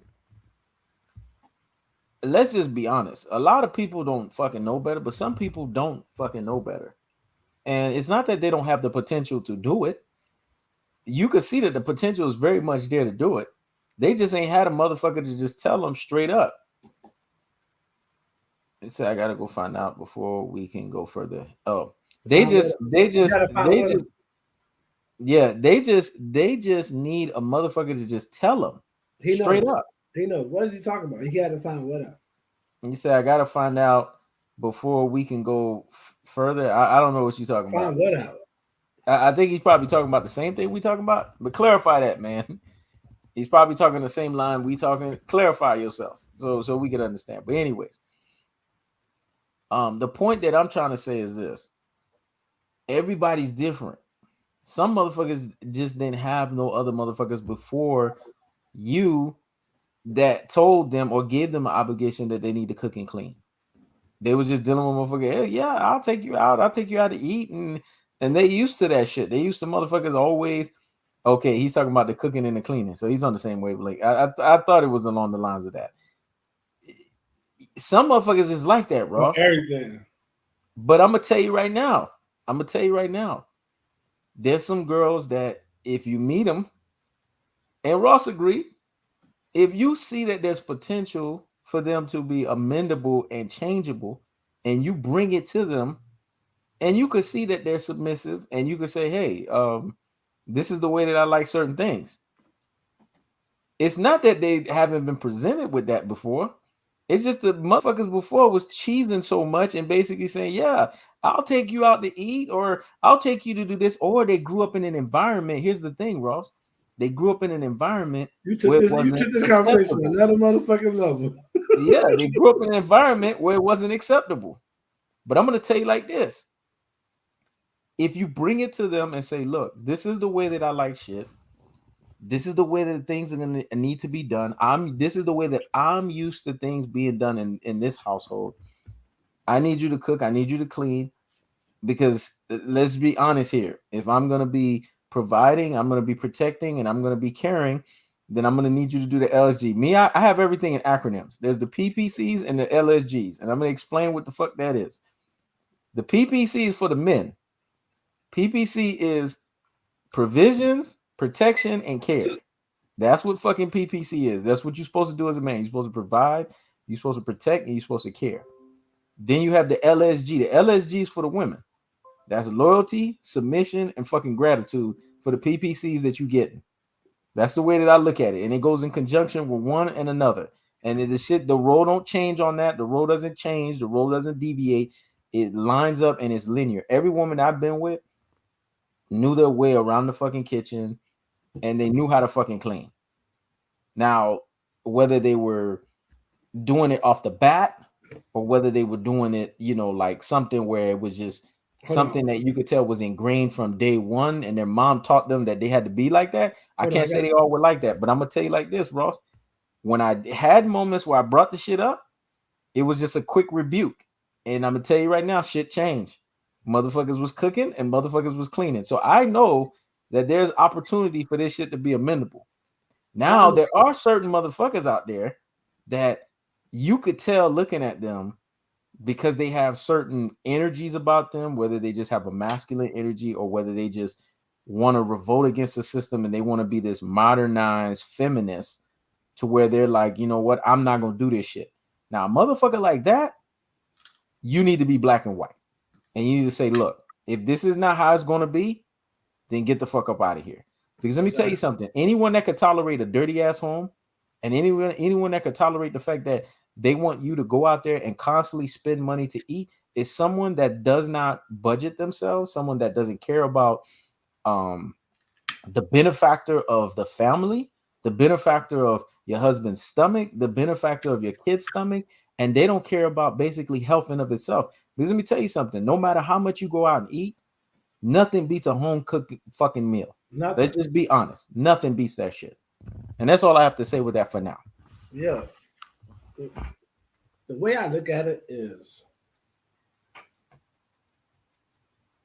some things I feel you should have learned from your parents. I'm not your parents. That's their job. You know what I mean? It's their job to get you to where you need to be, not my job. And because I feel that way,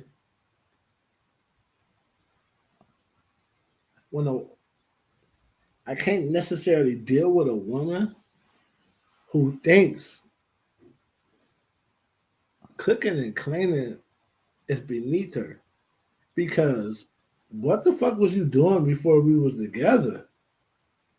You wasn't cooking, you wasn't cleaning on your own? Okay. You was cooking and you was cleaning on your own.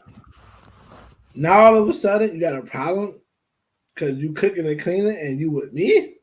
Yep. Should your house not be, should your place where you rest not be clean? Mm-hmm. Period? Mm-hmm. That's like a nigga saying, oh, I pay all my rent, but now with you, I expect you to pay half the rent. I'm paying all my rent fucking regardless. Mm-hmm. I pay all the bills around this motherfucker. That's what I do. Yep. You ain't got to come here and pay no fucking bills. And I don't need half your money on no fucking rent. I need you to do what the fuck I need you to do. Get your ass up in that kitchen and make some shit that's good. Yep. And clean this house. Mm-hmm. I don't need nothing else. You know what I'm saying? Like, society has fucked our women up by making them think cleaning is something a servant supposed to do. Like, no, man. Women who are brought up in a certain way, not only do they want to clean for it, not only do they do it, they want to do it. Facts. Not only do they want to do it, they don't want nobody else to do it for you. Facts. Let me turn on this light, Ross. Why are you talking? They don't want nobody else to do it. I had girlfriends who found out a friend made a meal for me and were mad because they didn't want no other woman to make a meal for me. Because they were feminine. And feminine women take exception to you letting another woman cook for you. Yep. That's real woman shit. That's like a man. I'm with you. Why the fuck is you going to somebody else and asking them for money? Are you fucking out of your mind? Yep. You don't ask my friend for $100. Are you fucking crazy? When I can give it to you.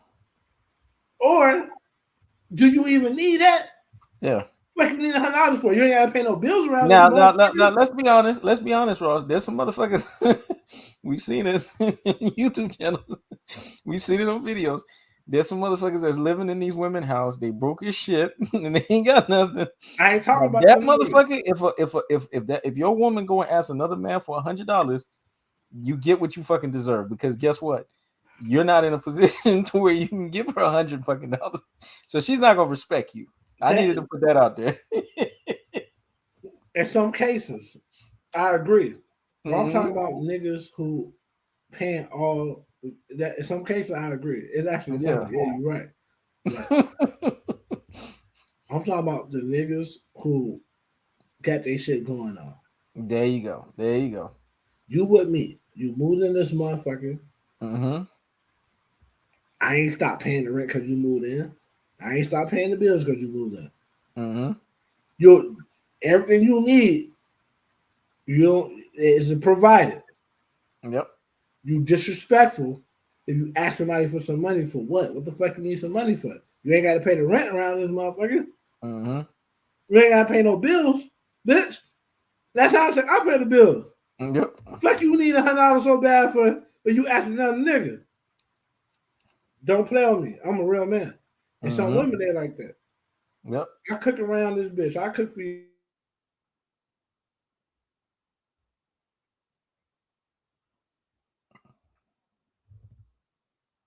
Ross went. Ross went. He went. He went quiet. But anyways, while he's quiet and he's figuring himself out, I don't know if he has to go out or come back in.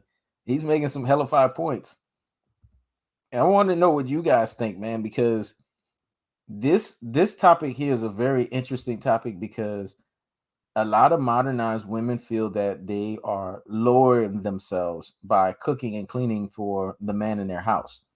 My take on it is if you paid the cost to be the boss and you're doing what you're supposed to, I don't see why you can't position yourself or proposition yourself to get cooking and cleaning in the home. I don't see why that's not a possibility.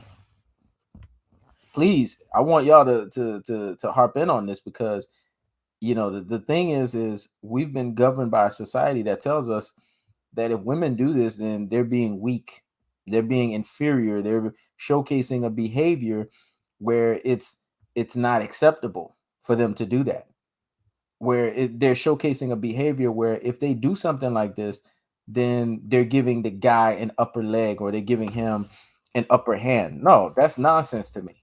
I don't believe in upper hand. I don't believe in this and that. I think everybody has their roles. Everybody has their way of doing things. Everyone has their mindset on how they execute and govern themselves. It's okay as the quote unquote woman if you want to cook and clean for your man. What the fuck is wrong with that?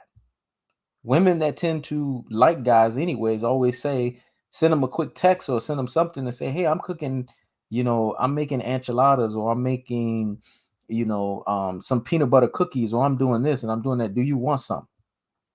They're very clear on that. Glee, the chosen one said the woman I'm married to now was already doing that when I met her as a neat freak. Facts.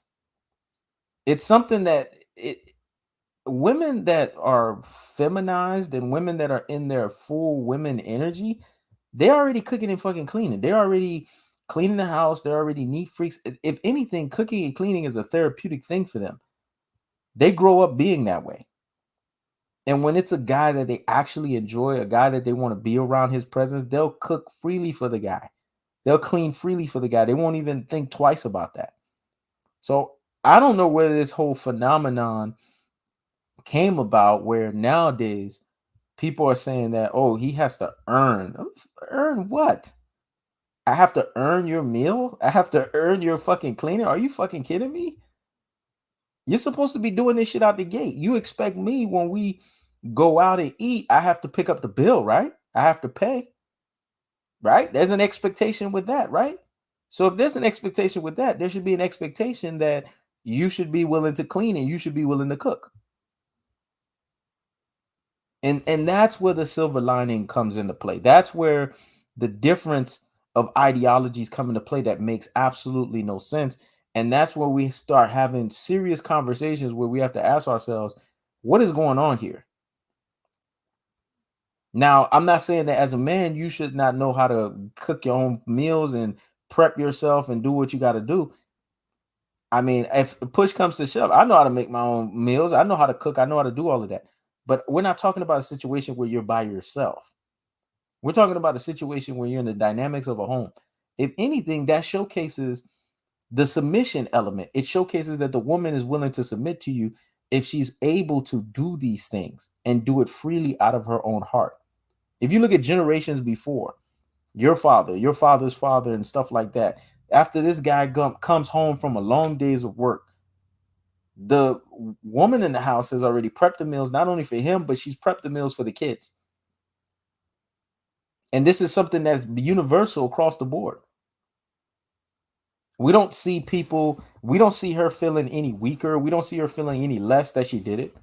She did it because she wants to take pride in saying that I fed the stomach of my husband and I fed the stomach of my kids and I've given them strength. There's nothing like a home cooked meal. There's nothing like being fed food at home. There's nothing like basically you getting meals given to you from the person that you're in the so quote unquote relationship with. There's nothing like that. But this modern society that's driven by, this whole modern feminist nonsense or all of these crazy nuances tells us that we run into a situation where we have to do things a certain way. That's ridiculous to me. I find that very fucking ridiculous. Ross, I see you back now. Yeah, I don't know what happened, but I'm back, and I'm glad I didn't give up because we was having a great Oh, conversation. fuck yeah, man. I kept the shit going because I said the point that I made was to hit on your point is this was a natural thing in generations past with grandfathers, our fathers, and great great grandfathers, and all this other crazy shit. Motherfuckers used to just come home and expect the food was cooked. The wife took basically pride in knowing that she fed her husband and fed her kids because she knew she gave them nourishment. Mm-hmm. And there was nothing like the nourishment of home cooked meals. So I'm black and white with that. I don't want y'all to get the shit twisted. I'm black and white. What I'm saying is that So now you there are know people that why. are amenable to that. Now you know why I come from where I come from. Why I come from the angle I come from is Mm-hmm. because. And let me give y'all a backdrop of Tom Ross TV. I grew up in a single parent household. I knew who my father was. I spent time with my father. My father used to come get me, but I used to live with my mother. And my mother, when she was on her shit, she cooked every day, and she cleaned the house every day. Right? Mm-hmm. That's what I know. Why I don't like women who wear wigs or weaves. My mother didn't wear wigs or weaves. She just wore her natural hair. That's what Yep. I know. You know what I'm saying? I was Mm-hmm. raised a certain way. The women in my life didn't wear wigs. They didn't wear weave. They wear their natural hair. Yep. You know what I'm saying? Yep. So I know what I've seen. And then I went while with the foster care, when shit got bad, I seen a two-parent household. And my mother, because she wanted to make sure when we was young, we couldn't fend for ourselves, but she Mm-hmm. wanted to make sure we ate breakfast every day. She made breakfast for us, even though she wasn't going to be there for us to eat the shit. She made Exactly. breakfast for us and put it in the microwave or the oven, whichever one or two, and we had the shit ready, and she wasn't even there Exactly. because she knew we needed to eat. So I can't accept nothing less. But a woman who knows that this is not subservient. This is my duty because I love to do it. I love to feed my man. I love to feed my children. I love a clean house. I'm not looking for no nigga to come home and clean no house. The house clean, nigga. Yep. You know what I'm saying? And I Yep. expect for you to be doing what you need to do outside of the house because I'm take care of the house. Yep. That's what I want, and I will accept nothing less. You know what I'm saying? And you have every right to accept that. Because I'm a nigga that's gonna And make you have sure every right to want that. these lights, they always gonna be on, baby. Mm-hmm. Mm-hmm. I remember my father got mad. My mother said so she ain't like. He said, "Man, last time I checked, this because of me." That's funny. You know what I'm saying? Mm-hmm. Because provision is a man's job. Exactly. That's the problem. We let this society tell us what man's supposed to do and what woman's supposed to do. And Exactly. we let them invert everything. Some Mm-hmm. things they're not supposed to be inverted. A woman Nope. that got no business providing for no man. She won't even Nope. respect you. She provide for you. Mm-mm. And a man ain't got no. If you're a chef or you just feel like cooking, that's fine. You ain't got no business coming home every day from work and cooking a fucking meal, nigga. You need to work all day. Exactly. What the fuck is you doing coming home and getting in front of a stove? Yep. The fuck is you doing? What you trying to prove? Sit your Mm-hmm. ass down on that couch, crack you a brew, and she supposed to bring you something to eat, nigga. That's it. That's how I look at it. It may be caveman to me. I don't give a fuck. I don't give a fuck. He knows the sports, know that. He knows everything, know that. I don't give a fuck about that. Just like when I say shit that he vehemently against, he don't give a fuck what I'm talking about. Nigga, this is what I think. And that's what makes us fire together is because we respect each other. But when we got our mindset on something, it is what it is. That's it. And the cards gonna fall how they fall. You know what I'm saying? Yep. My brother left a white girl recently because of the cooking and the cleaning situation. He had to travel, go to state, only to come home to a dirty crib. They had to cook when he can't. Bro, there you go. That's a problem. I had a guy at home that's going through that right now. His girl ain't white, but she half white, and she on the white side, and she don't believe she got to cook or clean. And he right now trying to look for the best way to lead her. Bro, that's why I say, you know in your heart the type of woman you want. You can't just get with a woman and hope she become what the fuck you want her to be. If she's not doing the shit, the basic shit that you know you need, you can't fuck with her, bro. I agree with that. Why? Because it's only going to end with you eventually have to break her heart, or she going to break your heart. I agree with that. One or two things going to happen. Because basically, on a basic level, she can't please you.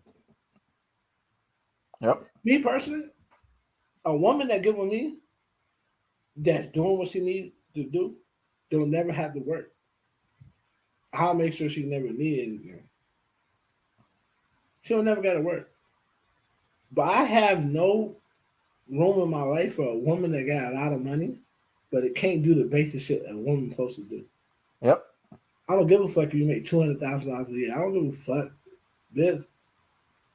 We sitting in this crib, and this house is dirty. Yep. And you still looking at me. You better get your ass up and clean this house. I don't give a fuck how much money you make. I'm not like them other niggas. You know what I'm saying? I'm a Shot nigga. We different. And not no new Shot little dirt nigga. I'm an old Shot nigga. Yep. Bishop Don Juan. You gonna get your ass up and you gonna cook and clean. The last time I checked, I just got through busting my ass outside these doors. Yep. It's different, man. And I can't take. I agree with that. Just me. I agree with everything that he's saying 1,000% because that's what I'm used to. So if it's something that you're used to universally, that's what you expect. Now, in this modern society. But that's the reason why I was at your head because I'm like this. And now, I say out of the black, I feel like we all the same. We just got different cultures because we was placed in different places on the earth as slaves. Yeah. But there's a lot of black men who be like, oh, I'll cook and clean. But 99% of Haitian niggas don't cook and clean. So when this nigga start trying to come in my head, I want to try to hear that. Well, you already know. You already. Them niggas, because the way I carry myself, them niggas think I'm Haitian. They said, man, you don't take shit off nothing, man. Rather, you know how they had that little strong ass accent? It's like, man, you Haitian? I'm like, I ain't Haitian, man. They think I'm Haitian because I don't take shit off no fucking woman, man. Yeah. So when this nigga came at me, said, man, you know what I mean? I was like, man, this nigga said this shit is to argue. This nigga don't believe that shit. Listen, I grew up in an environment where my mom always cooked for my dad. I mean, that's what I know. Exactly. It is what it is. It's uniform. Every relationship I've been in, the woman cooked for me. I'm used to that shit by default. You're alpha. HeKnows. So why you coming at me over this shit like I'm crazy? No, but I'm not coming at you crazy. What I'm saying, one thing that I'm saying, because I've been in certain situations, is the certain situations I've been in. It was 2 instances when I was dating these girls, and I could see they just needed me to tell them real quick, you're gonna be cooking and cleaning, right? And once I said that to them, they made the adjustment. They made the fucking adjustment. They did it, and all they needed was for somebody to tell them that in that moment, because again, they were young, and in those situations, they were used to people just taking them out all of the time because they were pretty. They were used to people taking them out, buying them shit to eat and shit like that. I didn't roll like that. My thing is, I take you out the first time. Yeah, we go on a little date or whatever. But I'm also gonna expect when I come over to your spot or I come over to your place, you're gonna be making fucking meals. And you make a meal. It got to a point, it was awkward. I'm looking at them, they looking at me. And I had to say it. I like, so you gonna make something, right? And they didn't understand, so I had to explain it. I had to actually have that explanation, but they made the change when I said, look, this is how I grew up. This is how I've always understood the system to be between a man and a woman dichotomy. They actually didn't sit there and get all gripey and whatever. They knew how to cook. They got up and they started making the fucking meals, and it was over. After that, I didn't have to say nothing else anymore. But I've only had 2 instances where I've had to say that. But I didn't have to look back after I said it. That was what I was telling you. That's the thing, man. That's why I always salute you, man. That's why I always give you your props, because truth be told, you, between me and you, you're the most patient. I'm not so patient, man. You want to know why I ain't so patient? Because if you in a relationship with a woman and you lose your job, you got a month to get your shit together. That's true. You got 30 days tops. Yeah. 2 weeks to see a hoe. And she trying to be good for you. Yeah. You got 30 days tops to get your shit together if you lost your job, my nigga. Yeah. Now, if you're a high value guy, because I had that instance happen to me one time, because I could be honest, I had that happen to me one time where I lost a job. The motherfucker gave me 3 months, though. Because of everything that I did before. You want to know why? And you know what? I got the job. Niggas like you and me get along. I got the next job in a month and a half, so I made it half the fucking. You want to know why niggas like me and you get an extra time that other niggas don't get? Because I didn't lose my job, but a portion of my money was going to a spousal support when I got divorced. Because we fucking shit out of women. That's true. Everybody not fucking shit out of their old lady. So when you fucking shit out of her, you could gain about a month and a half, 2 months more than you supposed to get. But the average nigga got 1 month to get his shit together. Yeah. So a woman, she told me straight up 90 days, dog. So a woman don't get no passion if she ain't right. She sold me straight up 90 fucking days from the day I said, hey man, I lost this fucking 90 days. But I got my shit in 45, so I was good. See what I'm saying though? Imagine if you had weak dick. She would have been fucking that nigga, disrespecting you all crazy. That's all true. type of shit. That's the reason why I don't give him no pass. Yep. I remember I had a friend I was dealing with and talking about. First of all, you put this shit on me. We were just fucking. And all of a sudden, you want a relationship. She said, "This is 2019. A woman should have to cook for a man every day." I said, "Okay, cool. I ain't arguing with her. I already had other women who wanted to cook for me. I was just getting meals for other women." And she called me and she's like, "Where you at?" I said, "Oh, I'm at my homegirl house. I waited for her to pack up this bag. She made some food for me and shit." And she was like, "What?" I was like, "Yeah, my homegirl, she makes sure I eat every day." You know what I'm saying? He's like, "So you going over other bitches?" I was like, "Yeah, you said you don't gotta do it." I was like, "What you thought? You thought you wasn't gonna do it? Nobody was gonna do it?" I said, "Man, check this out, man. I'm from Chicago, man. I'm gonna make a way." He said, "Why you can't cook for?" I said, "Why the fuck would I cook for myself when other women want to do it for me?" I said, "They see the alpha in me. You don't see it, so you at a loss. They see it." Then she's like, "I'm on my way over there right now." She like, "Throw that shit out." I said, "Man, I ain't finna throw out no good food. But I'm waiting for you to come. I'm glad to see you. But I ain't even thought no good food. What are you talking about? Yep. It's interesting you said that because the thing is, and people have to be cognizant of it. This is why I'm telling you guys. You guys are seeing this different side of me. But it's the side that it's day to day, man. It is what it is. This is who I. This is the person I am on a day to day basis. The way that I live my life, and I'm just gonna tell you guys the truth. I've had shit happen to me where I've had notices put on me and shit like that when I wasn't doing what I was supposed to, or a bad situation happened, or certain things happen where things didn't work out the way they were supposed to. It's life. That shit happens to all of us. But it's how you build yourself back up from the situation. It's how you turn things around. And that's why I say everybody's going to do dumb shit. Everybody's going to be in a precarious situation. Everybody's going to be in a position where they have to figure it out. I think my life, the reason why I'm so hard on people, and maybe I have this Michael Jordan mentality with people, and Ross understands that, is because everything that I've always had to do is I've always had to figure shit out myself. Like that when you're a type of motherfucker that you got to always figure shit out yourself and you got to do shit yourself, you don't have the same luxury of feeling as sorry for people that have always had somebody there to help them in a sense. Now, we understand that people are human. We understand that people are not perfect, and we understand that you don't want to overly judge people because you can find yourself in the same precarious situation that that person could be in. We understand that everything has to have a moderation and a balance. But I also do believe that it's a silver lining of accountability too.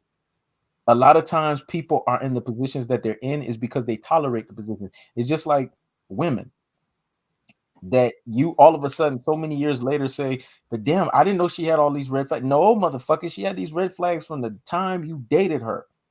They were there, but you put the blinders on at that time and you decided to say that I'm going to be with her because she was either attractive, she fit what your pants was telling you that she fit. You were thinking with the other head and not with your actual head, and you just basically wanted to continue on in that situation, but you knew the red flags was there. That's just like a woman saying, I didn't know he was like that. Motherfucker, you always knew he was like that. You know it. Everybody always knows what they're getting themselves into. You know It's it. a question of whether they choose to be naive and ignorant about it or not. But you fucking knew it. And that's the thing. Like me personally, our dichotomy and how we maneuver, I don't got a problem with you being like that. Mm-hmm. Me personally, I always allow people to be themselves You're supposed to.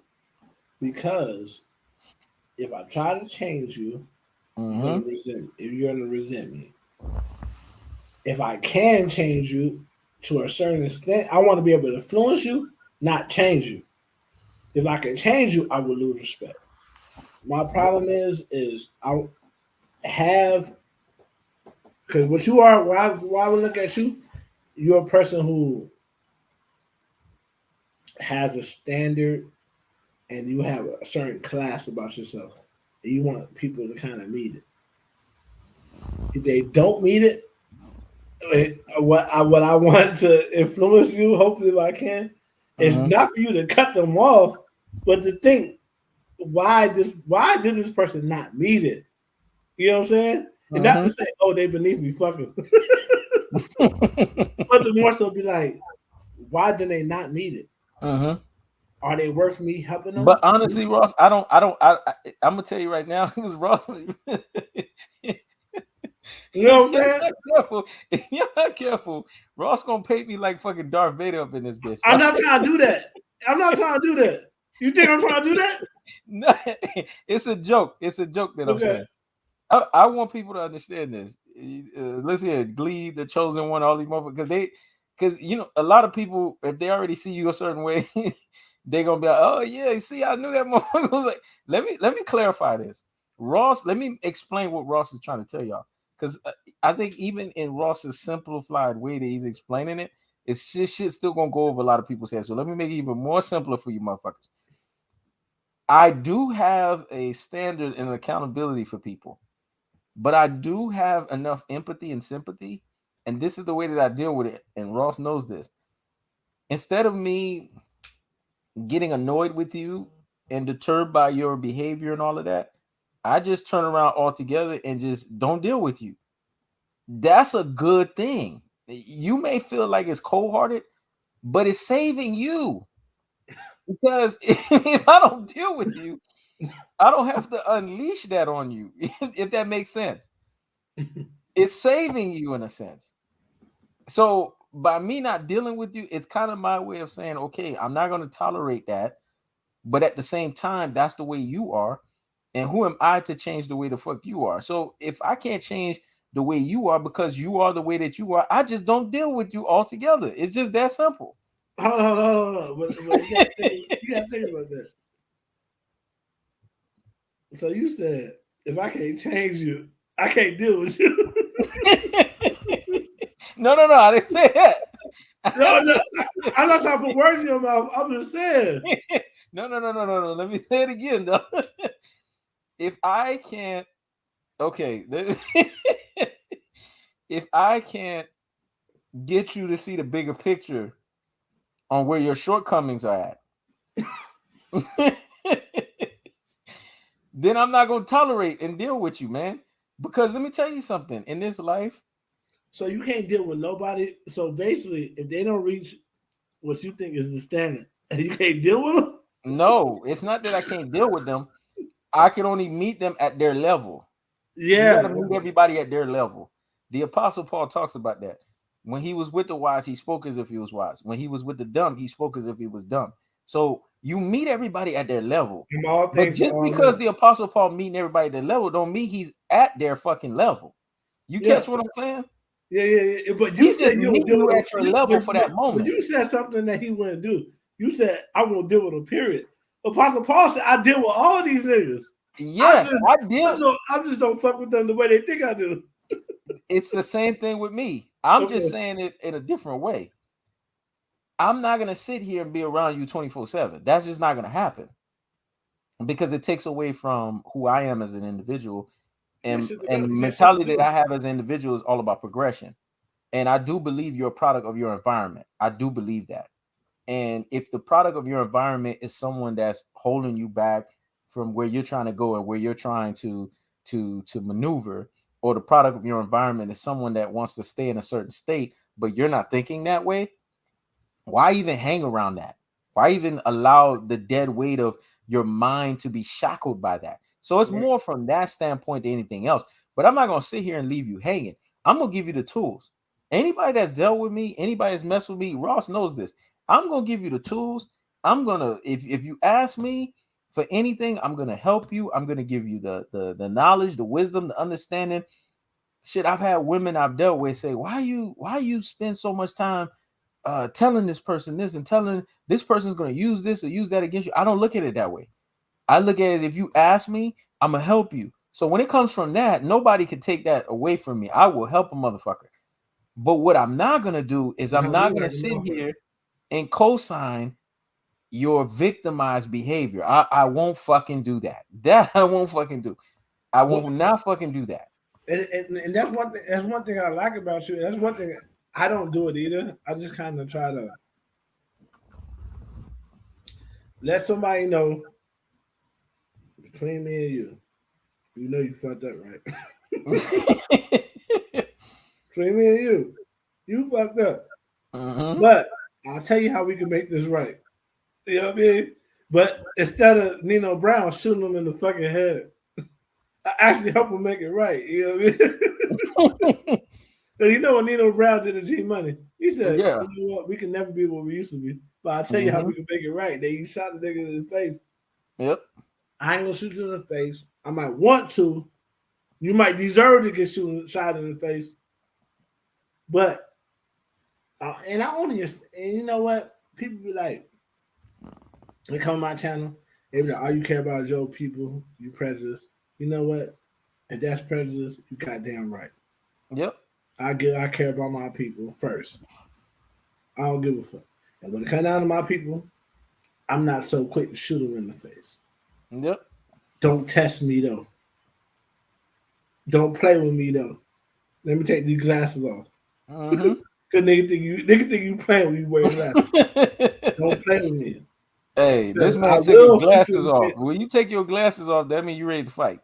I will shoot you in the face if I think I have to. But when it comes to my people, I'm a little reserved in how I Mm-hmm. deal with them. So Mm-hmm. I try to give you the benefit of the doubt because I know a lot of y'all wasn't raised right. Yep. A lot of y'all was raised survival mode. Yep. Fuck this, fuck that, fuck everything that's black. Mm-hmm. So I get it, I understand you, but don't get it twisted at all. Ain't nothing soft over here. You know what I'm Mm-hmm. saying? But when it comes to he knows and the shit that we talk about, it's kind of like it's crazy the dynamic because it's kind of like the big picture we agree on. It's just the details niggas don't agree on. The details niggas don't agree on at all. Yep. But what kind of friendship do you have if you agree on everything? Somebody is Exactly. lying. Exactly. Somebody is not being themselves. Exactly. Somebody is lying. If Exactly. you agree on everything, somebody's lying. Exactly. So when it comes down to this woman shit, And that's why you saw this motherfucker challenge me. It was like, so you said, even in my clarification, and if I had a misstep, oh fucking be it. I would say, yeah, you fucking right. yeah. So when it comes down to this woman shit, Mm-hmm. I believe in empowering women, no doubt.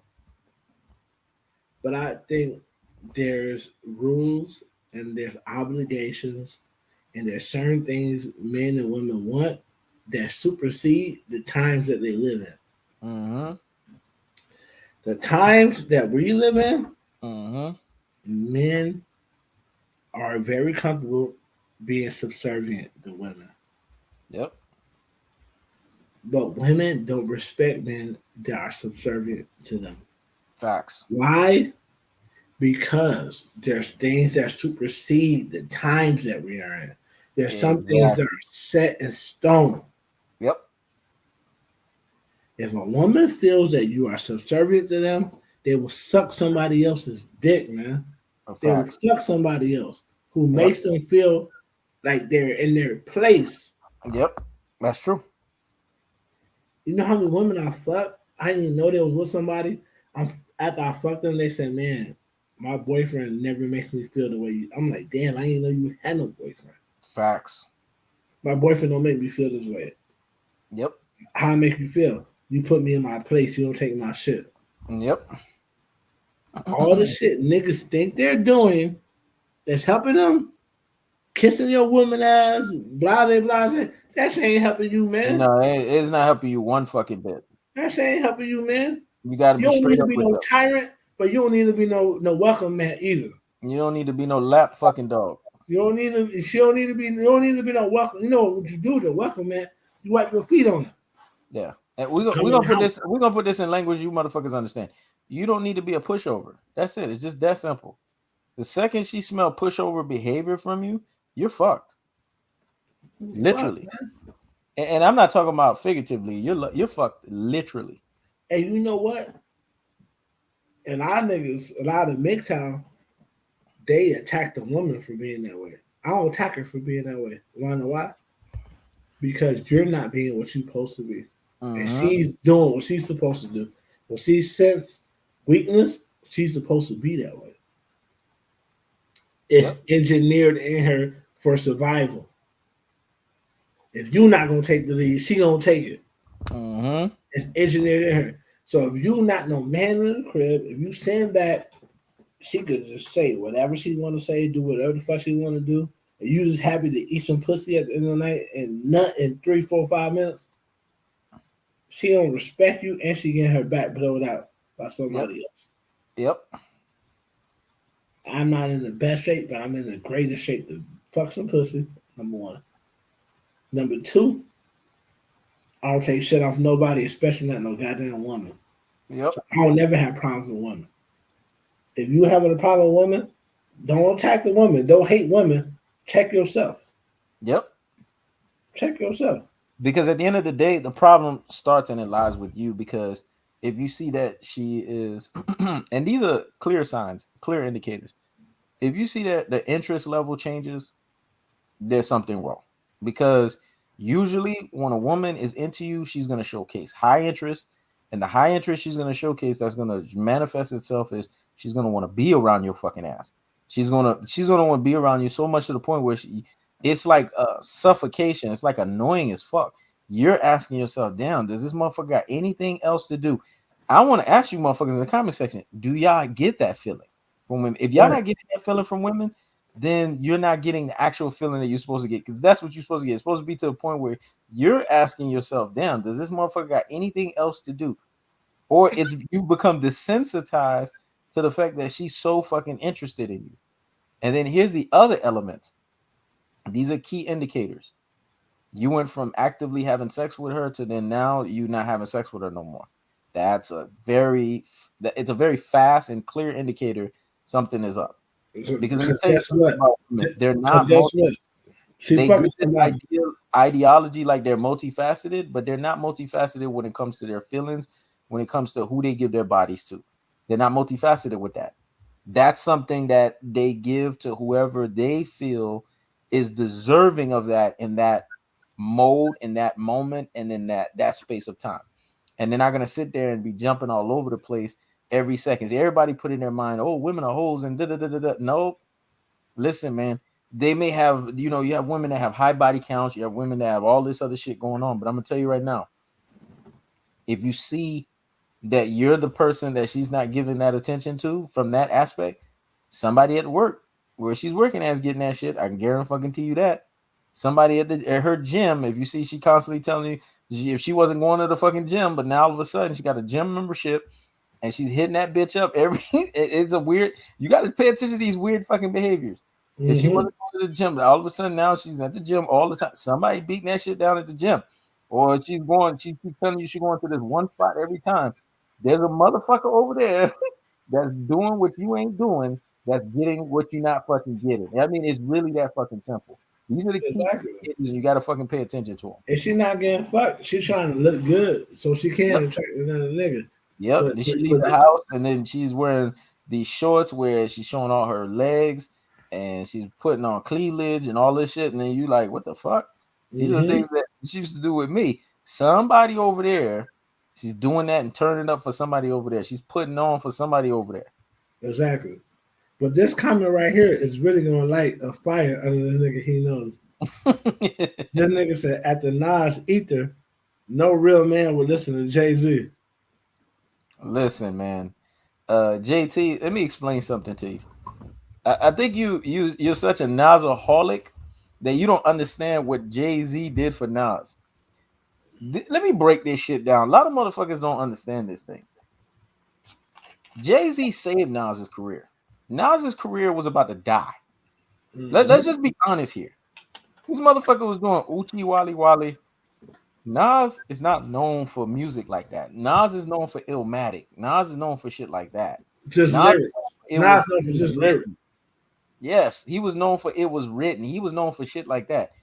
When Jay-Z said you went from top 10 to not even diction at all, and that's so lame. What you trying to spit? You Jay-Z said you trying to spit knowledge. Your shit is garbage. Knowledge. This shit is garbage. I mean, he finished him because he hit him on so many areas. And he said, you made it a hot line. I made it a hot song. He was talking about the dead presidents.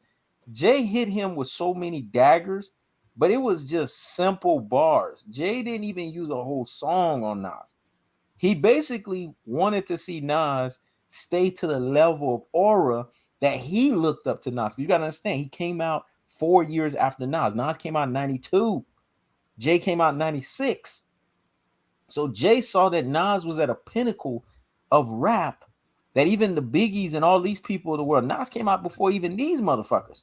So they were all looking at Nas like, damn, if I rule the world, this motherfucker is lethal. Queensbridge, man, this motherfucker ain't nothing to play with.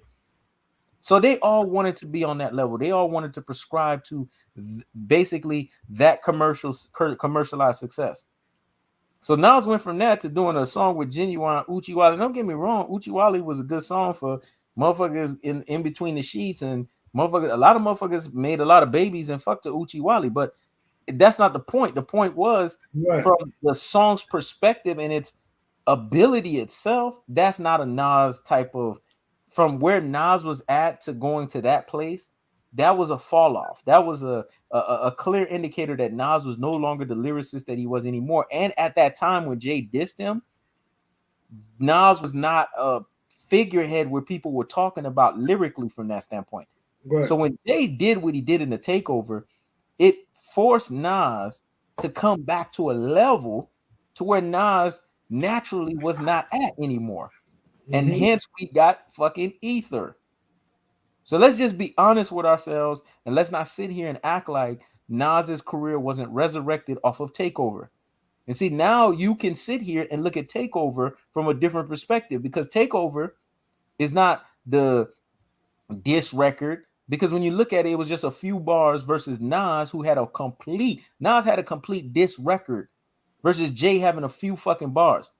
But Jay turned around through his few bars and resurrected Nas to where we got Godson right after Stillmatic, and we got the birth of other great music from Nas right after that shit. Takeover was a diss to Mobb Deep and Nas. Yep. So Jay-Z kind of slighted Nas by not even dissing him fully. He dissed him and other niggas. It was partial. And then he dissed niggas. Then he said, the rest of y'all niggas get half a bar. Then he said, fuck everybody else and half a bar. Jay-Z was dismissive to Nas. Yes. And he did that purposely because at that point, Nas was starting to fall off. So why I tell people all the time is Takeover versus Ether was a battle. And wars are multitudes of battles. And in that battle, Nas won. But in the war, Nas did not win. Mm-hmm. He didn't win the war because Nas ended up having to come work for Jay. Mm-hmm. He didn't win the war. He won the battle. There you go. You know what I'm saying?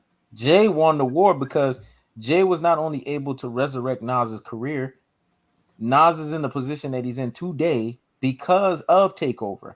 So you guys have to look at everything from a bigger picture mindset instead of looking at it from a small lens. Oh, well, Ether body Takeover. Just because what Angela Yee did a poll and Takeover, Ether did 60-something% and Takeover only did 30-something%. It ain't even about that. Because a lot of people, because they have small track minds and they have smaller picture mindsets, they're always going to look at things as, oh, well, you know, Nas killed Jay. But he did a whole record. He did a whole record, a whole fucking record on this motherfucker. Whereas with Jay, just did a few fucking bars, man.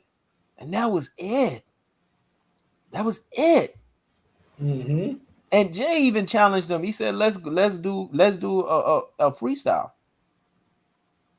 I could put up my money, you put up your money. We do it." Nas didn't want no parts of that. Nas was comfortable on his laurels of the record because let's be honest, Nas is a great lyricist, but freestyling, which is what Jay does off the dome, man, he didn't want to see Jay-Z with that shit. No, hell to the fuck no. He didn't want to do that. Somebody that's off the dome. And thing about it is what I always tell people is because me and he knows everything. We're in the same bracket. We grew up, we lived this shit. I always tell people that Jay-Z, when he dropped that record, when people realized how strong Takeover was, people thought Nas' career was over. Off a couple of bars from Jay-Z. Just bars. They thought it was over. Nas dropping Ether was him saving his own career. He was saving his own hide. He had to drop Ether. If he didn't did drop, a it was good job a with that. catch-22. If he didn't drop Ether, he would have been done. But what people don't realize is when you think about the albums that dropped in that 2001, 2002, it's the blueprint people think about. It's not still, even though Stillmatic was a classic record, it's not Stillmatic. It's not the album that Nas dropped that people think about in that battle. It's the blueprint. The blueprint. The blueprint was the better album. It was. So it's like, if you want to think about it, you could really tie that off. Because the sickest song wasn't even the sickest song on the Blueprint album. If you want me to be honest with you, it wasn't even Takeover. No, the sickest song on the Blueprint album was the one with Eminem, Renegade. That was the sickest shit. In my estimation, that was the sickest shit on the fucking on the fucking album. That was a great one. Me was I always go with my favorite. Because you know, with that album, my favorite used to always change. Girls is my. I was fucking a lot of girls. Yeah, girls. But right now, when I think about all of it, my favorite song from the album was "Never Change." Yeah, I never change. This is Jay every day. Yeah, never change. You know what I'm saying? Never Change was tight. Never Change was lethal. You talking to a guy that's a Jay-Z fanatic, man. Because that song was a pure Jay album. It's a pure Jay song. You could put that song on every album he ever made. Yep. And it will fit. Yep. You know what I'm saying? But my favorite Blueprint album wasn't even the original Blueprint. That's the funny part about it. My favorite Blueprint out of all of Jay's, and people are gonna be like, what? Because Blueprint, the original Blueprint is the best one. I don't mind people saying the original Blueprint is the best one because lyrically Jay was at a stupid level with that.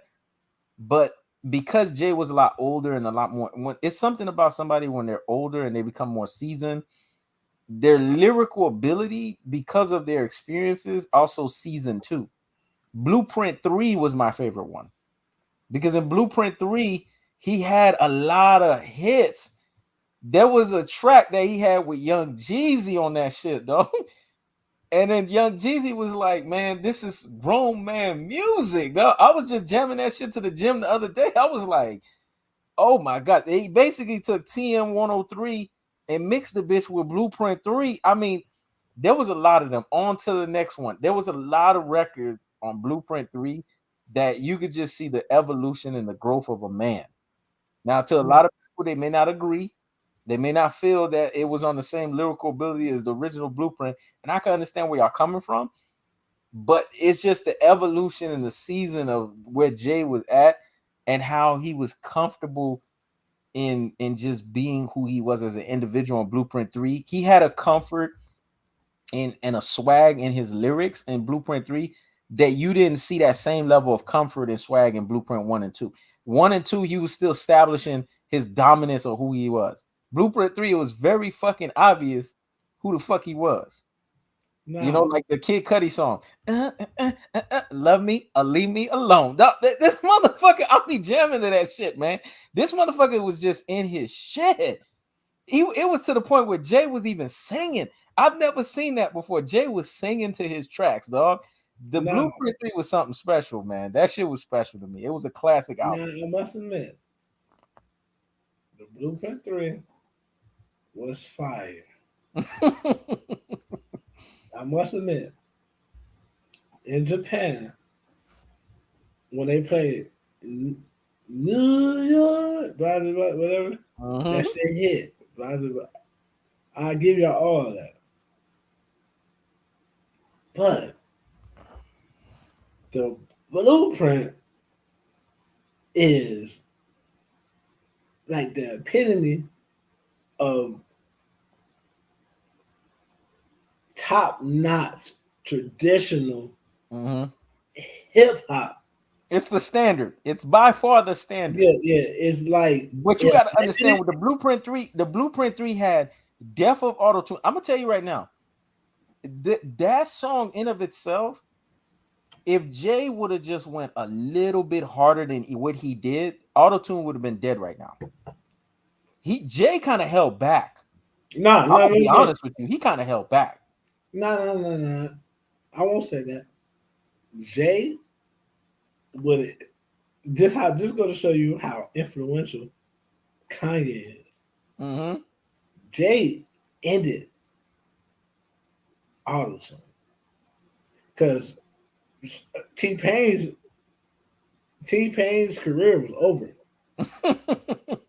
but Kanye West still did auto-tune. Mm-hmm. He said, "Man," he said, "I'm gonna do auto-tune because my name is on the album, and I want to do auto-tune." And Mm-hmm. Kanye still went triple platinum because Kanye is Kanye. Yeah. But as far as how auto-tune was being used in that era, It severely hurt. that shit ceased to exist when Jay-Z dropped that shit. It Yep. was over with. T-Pain ain't recovered from that. It was over. Yeah.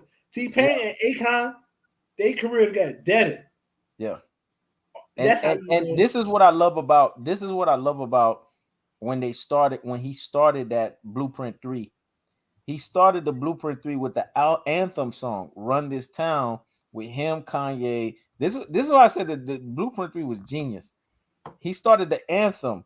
That song was hitting #1 Billboard 200 for months in and months the fuck out because it became an anthem, Run This Town, because it had Rihanna's voice on the fucking chorus. It had Ye, it had Jay. I mean, the shit was nasty. And those verses was Then fire. it was fucking fire. And then after he went off on that one, then he gave you another anthem, Empire State of Mind with Alicia Keys. He hit you with 2 fucking anthems. Usually an album will have 1 anthem and that's it. He hit you with 2 fucking anthems. And they were 2 different kind of anthems. That was lethal in of itself. This is why I said this album is a classic. It is. Turned It's a around classic. and he It's a said, "You classic. know what? I'm gonna show you my versatility here."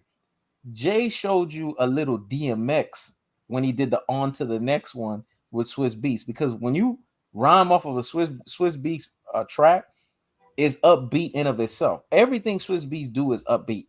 So you Always. got to be in some upbeat They flex don't swag. never do nothing that's slow and building. It's always got to be Exactly. fast. Exactly. It's always upbeat. So Jay showed you, okay, I could from a lyrical standpoint and a showmanship standpoint, I can give you something upbeat, but I can give it to you in a way that I'm giving it to you, not that I'm forcing it. I'm giving it to you still within my swag. Because his swag is more of a, like, how people go to a place and they smoke weed and they chill out. That's Jay swag. But he gave you upbeat and he mixed it with that. That you gotta understand the genius behind that. And then not only he gave you that, then he turned around and gave you Reminder. Reminder was lethal because he had to remind you that he was on top. That if you go listen to that fucking track, that track was lethal, man.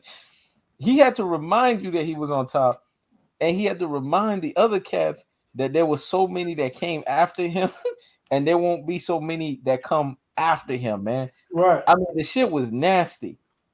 And here's the other one that I like. I could tell you so many of the songs that I like here, but the Already Home, I love that track because in Already Home, Jay did a risk. He didn't auto tune, he just sang off of his own voice. But the Already Home, because it has that Kid Cudi flavor to it, he basically kind of sang and rapped through the fucking track. But it was like within the flow of it, man. And you could tell he was in his vibe. You could tell he was in his swag when he pulled that shit off, man. And then he had So Ambitious with Pharrell. This is the thing. This is how you know Jay always gives you a quality album. Him and Pharrell always have this connection. They always make great music together. Mm-hmm.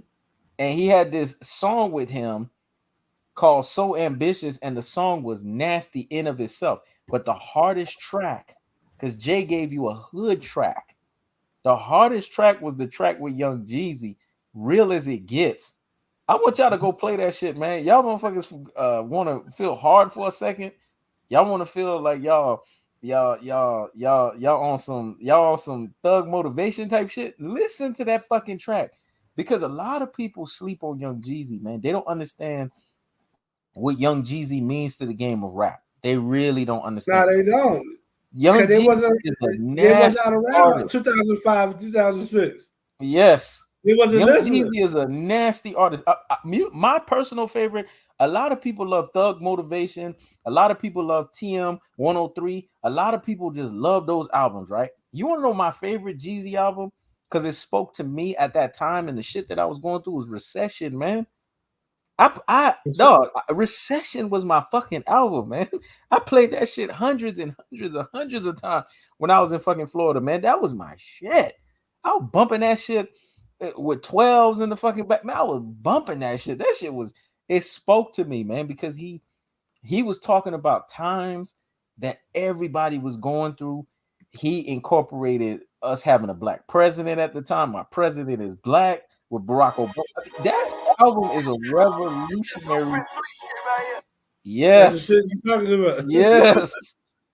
As real as it gets, dog. See, Ross, I already know when Ross get off this shit, he gonna be listening to that shit. That album right there, if you want to be on some real shit, that's the shit that you listen to, man. I was jamming that shit when I was in the gym. That shit was making me go extra hard, man. A Mhm. Star is Born with J. Cole, that shit is nasty. The Hate song with Ye, that shit is nasty. And in the first track, it sets the tone for everything. What we talking about with Luke Steele, that shit is nasty in of itself. That's why I said that album to me, when I heard it the first time, I didn't need to hear it a second, third, fourth, or fifth. When I heard it the first, oh, classic. I already said to my classic. I didn't need to hear it a second time. Right. Classic. Because it was just that good. It was that good. But the sad thing, and this is the reason why I feel like artists do themselves a disservice when people know them for one thing and they continue to do it, is because Mm-hmm. when they venture out, they don't get the respect they're supposed to get. The Volume Two was a fire album. Volume Three was a classic, but he didn't get the overwhelming response he should have got for that classic. Yep. Cause they try to box him in, and Nas really gets boxed in. Yep. Whenever Nas try to do something different, niggas slap him on the wrist and say, "Nah, go back to doing what we want from you, right?" Yep. And we as listeners of music, and we need to understand that these artists are not. We don't own them. They don't have to do what we want them to do. We need to start appreciating the art that they give us, Yep. and not denigrating it because it's not what we want. Yep. Sometimes what you want is played out. Sometimes what you want is whack. Yep. Could you imagine if Kanye kept making College Dropout over and over and over again? Yep. We in 2022 right now. Yep. If Kanye was still making College Dropout in 2022, we would be fucking with him. We'd be like, yo, this nigga is whack. You keep making the same music. Yep. You have to adapt and you have to evolve. Yep. It's a part of life. Listen, man, the Blueprint 2, a lot of people sleep on the fucking Blueprint 2, but the Blueprint, all of the blueprints are classics. I don't care what anybody tell me. All of them are classics. Every last one of them. I feel like Blueprint 2, lyrically, the Blueprint Jay 2 was dropped 25 fucking tracks, man. I You feel know like lyrically, the Blueprint 2, lyrically, the Blueprint 2, bar for Mhm. bar was better than the Blueprint 1. Oh yeah, But I yeah. feel like the Blueprint 1 Bar for was bar, Blueprint 2 was better than Blueprint 1. Bar for but I bar. feel like Blueprint 1 was a better overall. The bars and the music was just perfect. Yeah. Cause you liked girls. I mean, everybody loved girls. I mean, who doesn't fucking like girls? But one of my favorite songs It's the on the reason why I original. like that because I had every time he said I got a project chick, Yep, I had yep, all those chicks. yeah. So you already know. I Right. like. I didn't See, have a you had chick like, that was I didn't have a chick that was stewardess, but I had a chick that was bougie. You know what I mean? but let me tell you the one that I liked. I like girls Part Two. That's the one that I like because he had 2 renditions of them. The bonus track. Yep, the bonus fucking track. I like part 2, and this is the one that I like because a lot of people sleeped on that one, but he was like really, he was really feeling himself on that one. The Hola Jovito, he was feeling himself on that track, dog. That track was like, if you want to know Jay in his bravado, braggadocious way, that was him in that track. He was feeling himself on that track. So there was a lot of bars that was dropped on that record right there. And another one that I like, because it became the anthem was Izzo, H to the OVA. You know what I'm saying? That was like the fucking anthem, right? But when we go to Blueprint 2, the records that I liked on Blueprint 2 is because of the type of features they had. One of the ones that I like was I liked Poppin' Tags. Poppin' Tags was nasty. Yeah. I liked brothers and sisters. I like that one. I like nigga please. No. It's not brothers and sisters. It's sisters and bitches. Yeah, bitches and sisters. There you go. Bitches and sisters. Respect. Bitches get what they deserve. There you go. Bitches and sisters. My bad. Bitches work your nerves. Yeah, bitches and sisters. I like that one. I like nigga please. I like Guns N' Roses. I like you don't Guns know. N' Roses heavy. Yep, that Guns N' Roses is lethal. Or Guns N' Roses poses. Yep. I like Too Many Hoes. I like the Blueprint 2. Yep. I like, man, there was so much on that fucking album, so I understand what you meant lyrically. And he still gave you the 03 Bonnie and Clyde on that fucking album, man. That was what was so lethal about this shit. I like the Watcher 2. The Watcher 2 was nasty, man. That was a nasty track. I mean, this dude right here. That's why I say he has so many classics. And then you got the Black Album. Yep. I'm glad you're playing them shits. The Black Album. I'm only playing a little bit because they'll fuck up our lives. Exactly. Yeah. I'm glad you're doing it like that. On the Black Album, December 4th. Encore, do you want more? Don't even get me going with Encore. Encore used to be like that was my anthem. That was my fucking anthem, though. The Black Album rivals the Blueprint. Because the Black Album is as the lyrics and the beats came back together once again. Yes. So whenever I'm talking to somebody, they say they like the Black Album or the Blueprint, I'll argue with them. No, I don't. Because I can understand why they could like the Black Album over the Blueprint. I can understand it. He even had the Jay-Z was going crazy and the beats was going crazy. I can understand. And in the Black Album, he even had the Lucifer song, and that one was cryptic as hell. That was Jay-Z probably in his most darkest state. Mm-hmm. I mean, he had a lot of records in that on the Black Album that was just like insane, man. But the moment one of my favorite songs. Oh, he made a Lucifer song. The Lucifer was telling you something deeper. It wasn't deeper. It wasn't telling you to worship the devil. No. I didn't take it that this way. Shit is deeper than just rap. It was more of an attack on people attacking him and the Illuminati and all that. I get that. And then he was going deeper and delving into like dark shit that had to deal with him and trying to basically bring it out so that people could understand it. But because the record said Lucifer on it, it throws people off big time. So I know what you mean. But he was in that record. It was a very, you know how Jay has how every artist have a signature way that they rhyme and stuff like that. That record was not signature. That record was like he kind of delved in deep into his personality and delved in deep into his character. So you got to see a dark, cryptic version of him, if that makes sense. But you gotta guess who produced that. Yeah, well, I mean, it's obvious. Kanye, right?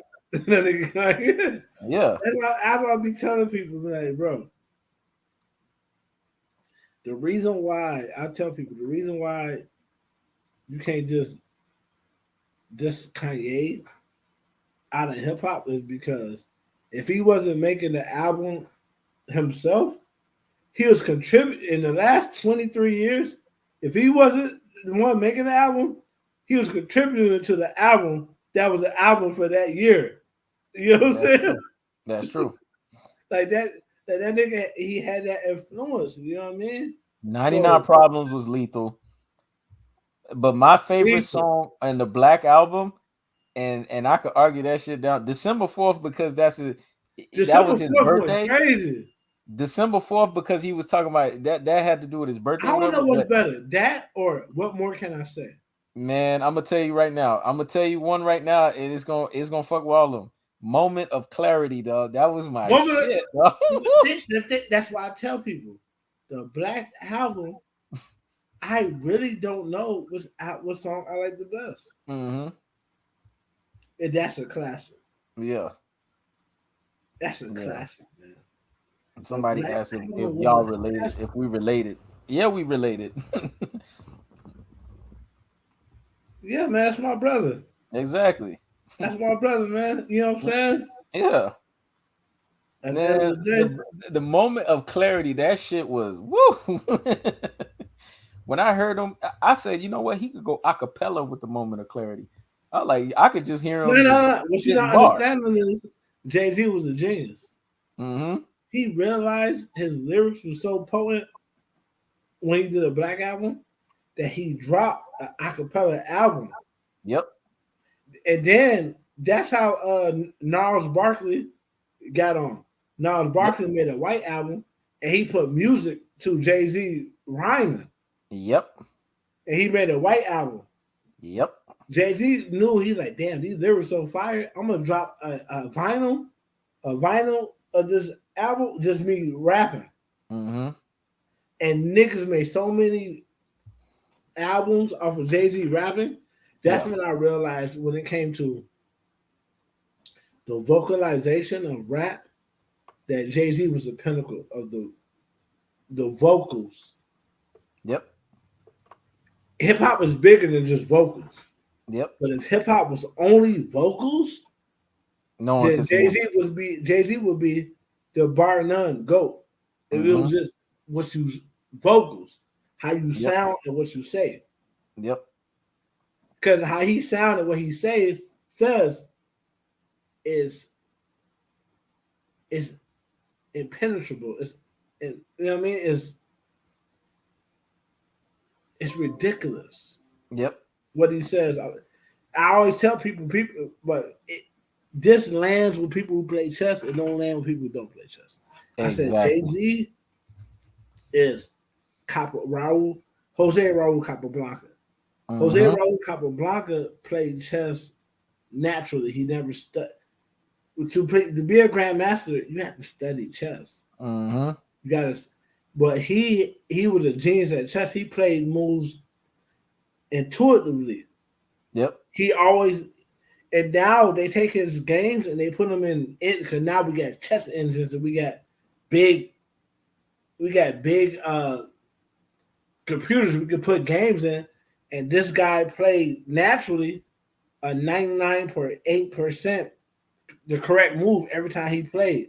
But he Exactly. played naturally. He didn't study, right?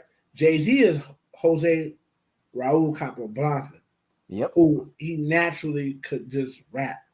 Yep. And he doesn't have to study. He don't have to do extra. He don't have to do blase. And if he does all that extra, it's over for you. Yeah, but And that's what happened. And that's what happened as Jay-Z's gotten older and more seasoned. He started doing all that extra because then he started producing tracks. He started writing more. He started doing all, and then that's when it became over. Yeah, but that's what happens when you start meeting other people who make you have to up the ante. Mm-hmm.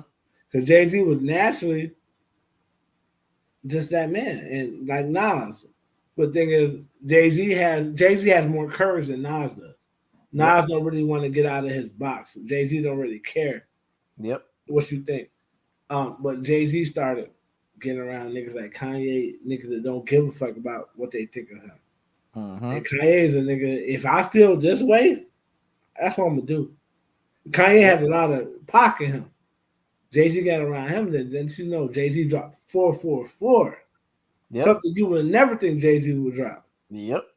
This is Jay-Z talking about man, I thought my wife was gonna get ready to leave me. Yep. Or man, I felt vulnerable. Man, I was cry. Jay-Z Yep. don't cry. Jay-Z don't feel vulnerable. Mm-mm. Jay-Z don't worry about no bitch. Mm-mm. But this was 444. This was Jay-Z worried about a woman. Mm-hmm. Worried about what his kids gonna think about him. This was It was grown man music. but that's what happens when you get around somebody else who's automatically just vulnerable. Yeah. It makes you feel like, yo, I can be vulnerable. I don't Yep. gotta be a superhero all the time. You know Yeah. what I'm I can't be always big pimping. I can't always be big pimping. Yeah. Then what did Kanye pick up with Jay-Z? He picked up that I can't always be Dame Dash. Yeah. Sometimes I gotta be Jay-Z. Sometimes I gotta filter what I'm saying. Yep. Sometimes And I gotta and be and raw and uncut and say yeah. fuck y'all niggas. But sometimes I gotta filter what I'm saying. And don't nobody filter what they saying like Jay-Z. Mm-mm. Nobody. Mm-mm. Jay-Z Mm-mm. No can one. curse you out and talk politely to you. But he's letting you know, like, man, why the fuck would you say that shit to me? You know what I'm saying? Yeah. You know what I mean? Yep. And that's what's fire. That's what's great about him. Yep. And reasonable doubt. If you want to go lyrically, nothing beats reasonable doubt. Nothing.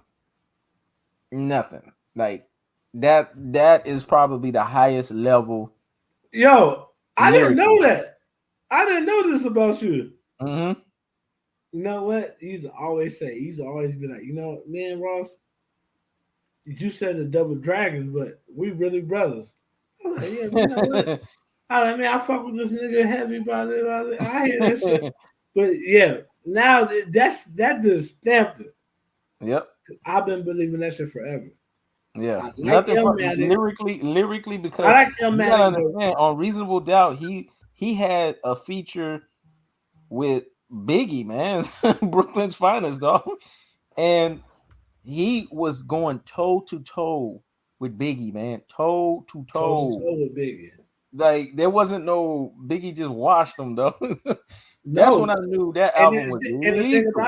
the thing about it is Biggie washes everybody. Everybody. But not only did Biggie not wash him, but Jay-Z had the most memorable line of that song. Yep. Jay-Z said, "Nigga, please, like short sleeves, I bear Yes. arms." Yep. That's Yep. that. When people think about that song, they only remember Jay-Z part. Yep. Nigga, please, like short What sleeves, sleeves? Woo. I bear arms. Yes. I bear arms. I That bear nigga, that nigga arms. hit a battle, though. You know what I'm saying? I caught that the first time you said I'm here to battle, though. I know you caught it. I'm talking for the people that didn't caught it. Nigga, please, like short sleeves. Think about the lyrics. Nigga, please, like short sleeves, I bear arms. Yep. Nigga ain't talking about Smokey the Bear. Mm-mm. He ain't talking about motherfucking nothing else. Mm-mm. He talking about shooting. I Yep. bear arms, but like Yep. short sleeves. I got Yep. these guns out. Because when Biggie come on your track, let's just be honest. When Biggie It's come on your normally a track, Biggie track after he when come on Biggie the track. when Biggie come on your track, Biggie come on your track to assassinate you, dog, on your own shit. And he's not doing that deliberately. It's just Biggie's mentality is just to go all out. That's His just the way he is. mentality is to be Brooklyn. And, That's it. Go all out. Brooklyn niggas is I'm trying to outdo you. Yep.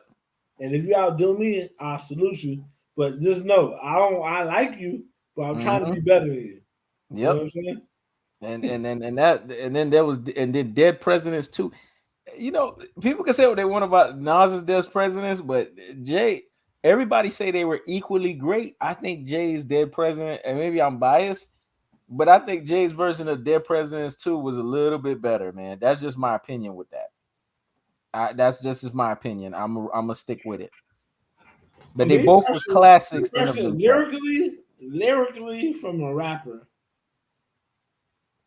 song for song, reasonable doubt, song for song, lyrically. Can I write poetry? Reasonable doubt is the greatest album Mm-hmm. because they did something that was profound. They had Jay-Z was rhyming at such a subpar level. They didn't try to match the beats. Just sometimes you can't match the beats with the lyrics. Yep. The lyrics is doing so much, you have to give the lyrics time to breathe. They Yep. put the right ambiance on on the beat to where it illuminated the lyrics. So the Yep. beats wasn't extravagant.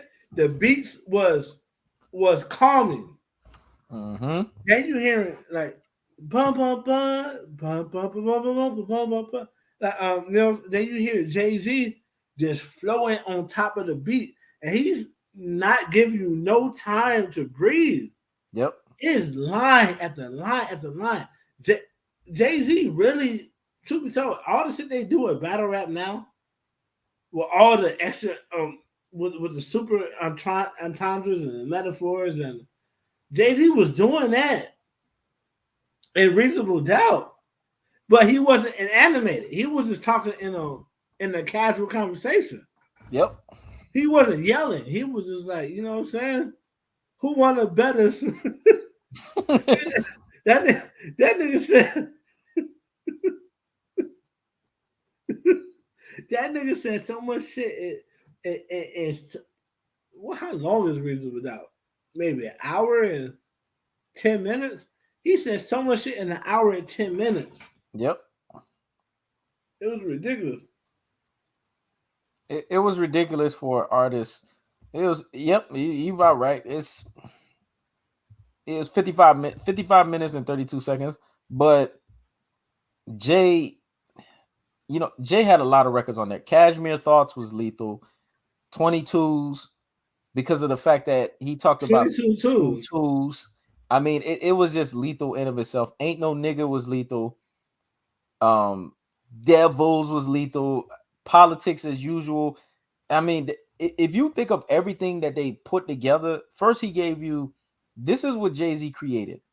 And this is how you know he created his own element. Jay created mafioso rap. Yeah. Motherfuckers don't understand that This shit. nigga He Jay Z is said the too many bitches. pinnacle creator of that shit. This nigga Jay Z said too many bitches want to be ladies. Yep. Too many bitches want to be ladies. Yep. Too many. Well, what? He said that nigga Jay Z was like, bro, y'all want to be ladies, but y'all not acting like ladies. Yep. Yep. He did say that. Basically, it goes back to what we said before when we were talking about you don't want to cook and clean, but you want to say you're a woman. That's what he's talking about.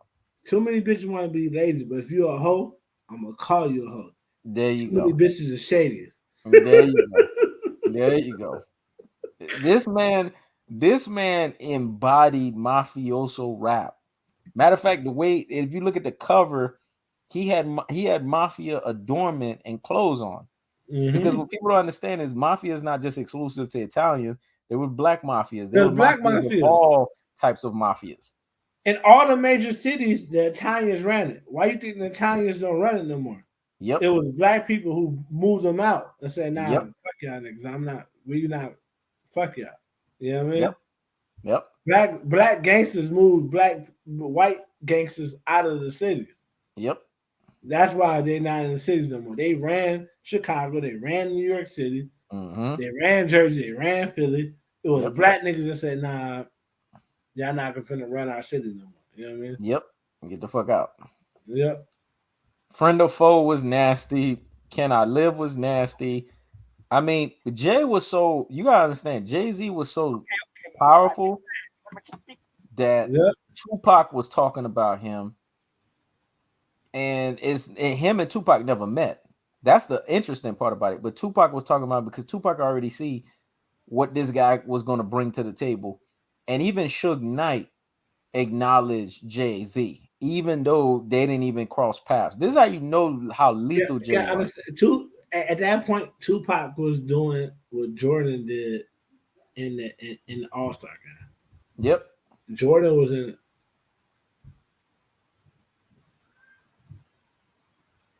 This nigga argue with his bitch every night, bro. Get a new bitch. but anyway, Mm-hmm. Jordan was telling the niggas in the Eastern Conference, they was talking to them niggas about Kobe. Yep. Like, bro, like, man, I already know what Kobe finna do, blah, blah, blah, blah, Mm-hmm. blah, blah. He wasn't even talking to them niggas about, like, hey, how you doing? How you? He didn't give a fuck. He was talking about Kobe. So Mm-hmm. Pac was more so when it came to big, like, bro, same thing. Like, yo, this nigga Jay Z, blah, blah, blah, this and third. Because one thing niggas couldn't front on Jay Z when it came to anything, his lyrical ability. They knew it was nasty. They knew it. It was nasty. It was nasty. It was nasty. You know what I'm saying? So, and that's why you gotta. Me personally, I always look at both Even sides of Jazz the O, fence. when you listen to Jazz O, because Jazz O, every time he on DJ Vlad, but he's probably the only one that goes on DJ Vlad, and DJ Vlad don't completely stunt him. He kind of stays real to himself.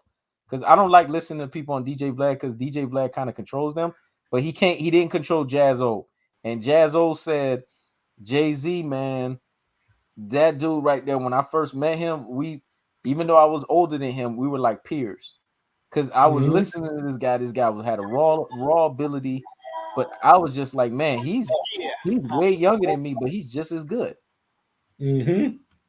Yeah. And he was like, we became peers. We were helping each other write and shit like that. So Jazzo was being honest about his interactions with Jay, and he never fell into any of DJ Vlad's traps. Most people What? fall into the traps, but he didn't fall in those traps. What? Because DJ Vlad Because was trying to get him to say, did Nas come to you about Ether? And he was like, hell no, I ain't with no fuck shit like that.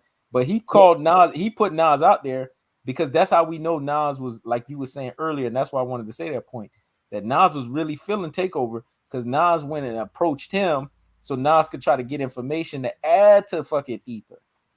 Yeah, you gotta understand one thing, man. And but you can't really knock him for that because that's when you're at war. People don't realize war is as good as your information on Yeah, somebody. it's true. Every country superpower has spies. Mm-hmm. There's spies in America right now. There's spies in Russia. There's spies in Germany. There's spies everywhere. That's a super country. Because when the time for war, they need to know the information they need to know. Yep. Nas was smart for doing that. Jazzo was loyal for not taking the bait. Yep. Here, but here's my thought on the process. My thought on the process is this: when it comes to Jay Z, Jay Z just he's a natural phenomenon when it comes to rapping. Mm-hmm. Some people just pick up. It's like some people were born to do certain things. Yeah. Michael Jordan was born to play basketball. Mm-hmm. Kobe was born to play basketball. Right? Mm-hmm. Will Chamberlain was born. Kevin Durant was born to play basketball. Mm-hmm. Right? Hank Aaron was born to play baseball. Usain Mm-hmm. Bolt was born to run. Some people was born to just. Jay Z was born to rap, man. Mm-hmm. He was born to speak. Yep. Because before rapping, he was speaking, right? He was at school. I guarantee you, he was the guy at school the teacher liked to talk to the most Mm-hmm. because of his speaking ability. You know what I'm Yep. saying? And think about it, when you're a when you're a clear speaker, people like to hear you more than they like to hear somebody. It don't even matter I if you say appreciate you, man. Tom Ross is saluting me the whole time he's talking, so I appreciate you, man. Thank you. it, Thank you. it don't even matter if you say more intelligent shit. It's more so Mm-hmm. people like a clear speaker. Yep. You know what I'm saying? So not only do Jay Z say shit that's catchy and witty, but he sounds very clear when he says it. Yep. Jay Z is one of the few people who raps live that sounds like their album. when I saw Jay-Z live, and I couldn't tell the difference between his voice. Mm-hmm. Couldn't tell the difference between him live and his album. There's three people that I know as artists that I've seen that. That's Jay-Z. I went to a Beyonce concert. I could say that with her, Beyonce and R. Mm-hmm. Kelly. And I've been to an R. Kelly concert, and I could say that with R. Kelly too. Those are the three motherfuckers that I could say they sound just like their fucking records, man. I mean, it's insane. Percent. Insane. You know what I'm saying? And that goes to show you how clear it is. Because when you speak clearly, you Mm-hmm. could cut through a lot of the music, Yep. so your voice cuts through. Because a lot of times it's not you; it's just the music overpowering your voice. Yeah. And in the studio, the music will overpower your voice. Why? Because they could change the music. They could cut the music down. They could put There it up. was a period of time, Ross, when Jay was so active in music that when he dropped the album, you could see a legion of people right there with him in that mode of whatever song that he's dropping. It's like everybody's in a trance with him, dog. I mean, it was that shit was powerful, man. That Mm-hmm. dude, if that dude stayed active like that, it would have gotten, I think it would have gotten otherworldly, man. Sometimes Mm-hmm. people need to scale back a little bit because their power could be so lethal. This dude at one point was so when he was so active, I would look at the people in the audience and they would be like in a trance state. They would shit didn't even look normal, man. Mm-hmm. It didn't look like a normal thing, man. This shit looked like it was otherworldly, and how people were following the lyrics, lyric for lyric, how they were saying shit. Even when he paused, they was going through the songs with him. It was some different type shit, man. This shit was getting to the level to where it was like Beatles level, Michael Mm-hmm. Jackson level. It was getting to those level because what people don't understand with these bands and artists like Michael Jackson, Beatles and Michael Jackson, when you get to that level of fame, when you're on people of that stature, that's when you know as an artist you've hit another level. And both him and his wife can say that they've hit those levels Mm-hmm. of artistry to where they have people in the audience like completely lost to the fucking cause. Kanye West had moments in his career where he was like that, but if Kanye didn't take the breaks that he took, because obviously he needed to take those breaks, but let's say Kanye was consistent, Kanye would hit those moments too. But now that Well, Kanye is back active, because he I'm a, got Donda and Donda 2, I think he's gonna hit it. I must admit, I've seen Kanye live, and Kanye live. If you think you like Kanye music on the app, Kanye don't make music to listen to in your car. That's the thing. Once someone sees Kanye live, Different man, story. it's a difference, man. When Kanye was doing the Life of Pablo tour, Tour. I Mm-hmm. was on. I saw him live, man, and it was like an outer body experience, man. That I was gonna say it sounds like it was otherworldly. It was like an out of body experience, man. Mm, Because Kanye don't just give you the songs. Kanye give you two or three songs in a row. Then Kanye talk for 15 minutes. yeah. And he be like, man, they marginalizing us. They don't respect us and blase blase. You know what I'm saying? Like, and you don't give a fuck that he ain't giving you the music. You listen to this nigga. Yeah. And you like, you know what I mean? Like most people, you don't want to hear that shit. You came from the music. You listen to this nigga talk. Then he goes to the next song, 5 or 6 songs in a row. You know what I'm saying? And the way he set up his shit is, and I think he really knows what he's doing. He'll give you some uppers, then Mm-hmm. he'll bring you down with some songs like, you know what I mean, like roses and like the songs that he had about his grandmother and blah blah blah. Then he'll bring you back up. Then he'll bring you back down. Then he'll bring. He know what the fuck he be doing. Yep. You know what I'm saying? And then, and it's like he makes his music basically for you to hear it live. That's why I always tell people like, yo, I don't like Kanye. I be like, have you ever heard Kanye live before? They're like, nah. I be like, bro, go hear Kanye live first, Oh, he's lethal. and then tell me what you think. Because that nigga, the way, he started off as Pablo. He he started off as Pablo tour with "Stretch My Hands," Mm-hmm. and the way the music builds up, he never asked anybody to stand up on their feet. When the song come on, everybody stood up because the way the song is, it made It niggas stand naturally up. forces you to stand up. It Yeah. forced you to stand up, bro. Yeah. You know what I'm saying? And I was Mm-hmm. like, bro, why the fuck I stand up? You know what I'm saying? And I looked Yeah. around, everybody was standing up. This nigga never said everybody to their feet. He never said nothing. He hadn't talked yet. He hadn't came out. He hadn't came out yet. Yeah. The song just came on. And then everybody's standing up. So I'm like, bro, you gotta listen to this nigga live. But Yeah. yeah, man. You know what I'm proud of Kanye for too, man? It's like it should happen overnight. I saw him because you know his sense of style is unique, but it works for him. And he was wearing that style where he had the denim jeans and he had the big over boots, but he had the vest on. And then I was like, man, he got in shape quick. Like he dropped all them extra fucking pounds. I was more impressed by that than fucking the clothes. I like, damn, he got back to his original size again. That's what I like, man. I like because you could tell with people once their mind is in a positive place, everything else goes back to the origination of what they had it before.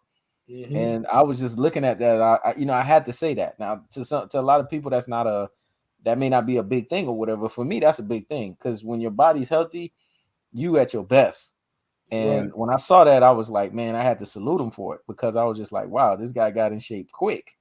Like he wasn't playing. He got right back to his original state, and you could see it. All his because he's healthy now. Everything around him, even his music and everything that he's doing, everything is being healthy again. Everything is protruding a healthy space because he's healthier. So now he's able to give you healthier shit, content wise, the way that he thinks, the way he thought process, everything is just back in its place, man. So I wanted to say that real quick because I saw that the other day. I was just like, I was even gonna drop a shorts about it too, man. Shit, I'm still gonna do it, but I was like, Right. man, that impressed the hell out of me. Yeah, I think that's part of hard work and also part of coming off certain medication. If you get on the medication, it'll make you Mm-hmm. fat. Yeah, Like the components of the medication, it blows you up. It makes you bloated. You know what I mean? yeah, And he came out that medication. But at the end of the day, man, when it comes down to the people I look at as like being those guys in my lifetime in hip hop is Nas, Jay Z, Kanye, Lauren Hill. yeah. Um, Lauren Hill doesn't get enough credit, but Lauren Hill is just her vocals. Because the thing with Lauren Hill, she was a triple threat in the sense that her vocals, her writing ability, and she was a producer. She was actually, when you think about it, before all of these people, they talk about she was actually the first one to be that way. And she always doesn't get the triple threat. She just gets more the, album part and just her being the artist. But the miseducation of Lauren Hill, that album, man, that was an otherworldly album. bro, when the album dropped, I'll never remember the day. 'Cause I wasn't even all the Fuji shit I listened to, but I wasn't listening to her album. Yeah. And then we had one of my foster brothers. This motherfucker, I never forget this motherfucker because I got into it with a lot of niggas dealing with this nigga. Cause he wasn't a hood nigga, but he was trying to be hood. But Mm-hmm. anyway, he had a Lauren Hill album, and I started listening to it. And bro, I didn't realize I was in love with a girl until I listened to the Lauren Hill album. Mm-hmm. And I said, man, 'cause I didn't know what love with a girl was. Yep. I didn't know what the feeling was. Then I listened to the album. I said, man, damn, man, I'm in love, man. You know what I'm saying? Like Yep. I love this girl, and I Yeah. didn't know it. You know what I mean? Mm-hmm. Like Lauren, like she made me understand, like bro, like man, if you feel like this, you in love with somebody. Yeah.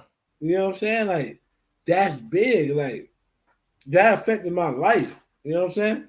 Yep. Lauren Hill don't get a lot of credit because truth be told, they had to push Lauren Hill out to bring the ratchet shit in. Yeah. If you have Lauren Hill still in, still making music, you can't have the Cardi B's and the Nicki Minaj's No, you can't. because she's way talented than them. They won't be able to shine. You know what I'm Yeah, saying? because you had a genre of her, Erica Badu. There was that other woman. The song she had was called Brown Skin. I forgot her name. India Arie. NDRE. You had those levels, and those levels was just so at a pinnacle musically that there was no room for anything beyond beneath that because they set such a bar, they set such a standard musically. And then you had the Deborah Cox. Deborah Cox don't get enough credit. She don't have albums, but Deborah Cox got records that are just Deborah Cox went lethal. crazy. She had records that was lethal. She went crazy, man. They had to get rid of all them to make Mhm. room for the ratchet shit. That nobody's supposed to be here. No, that song was like, gosh, Mm-hmm. that song Deborah rang in my Cox, head for like 3 years straight. Deborah Cox, Sunshine Anderson. Yep. Um, they had to get rid of all them. Jill Scott. I mean, Jill Scott. there was a pinnacle at one point that it was scary, and it was like that even for the black men too. Because who was that artist, that soulful out artist? I just can't think of him off the top of my head. But that dude had a long ass run before they got rid of him. He used to rock an afro. He used to have like a pick in his forehead. I forgot that dude's name, man, but he A was pick like in his forehead. the face. He was like the face of soul music. No, a Ah, pick in the forehead. I'm trying to figure out who you talking about. something child, Oh, Music Soul Child. music soul child. There you go. And Music Soul Child went crazy. He was like the pinnacle of that, and he used to rock his little pick with the afro and everything, and that opened up the room for damn, you had that other artist. He had that raspy ass voice, man. That dude was lethal as hell too. Um, You talking about who? Anthony Hamilton? yeah, Anthony Hell. There you go, dog. It was off the top of my tongue because musical soul child opened the door for motherfuckers like that. I'm telling Mm-hmm. you, there was a moment where lyrically, song wise, these types of people were at such a high level that you couldn't have bullshit being played at that time. Everything had to be such great music, and they were competing against each other, and that's Yeah, what made the music so great because they had to try to outdo each other.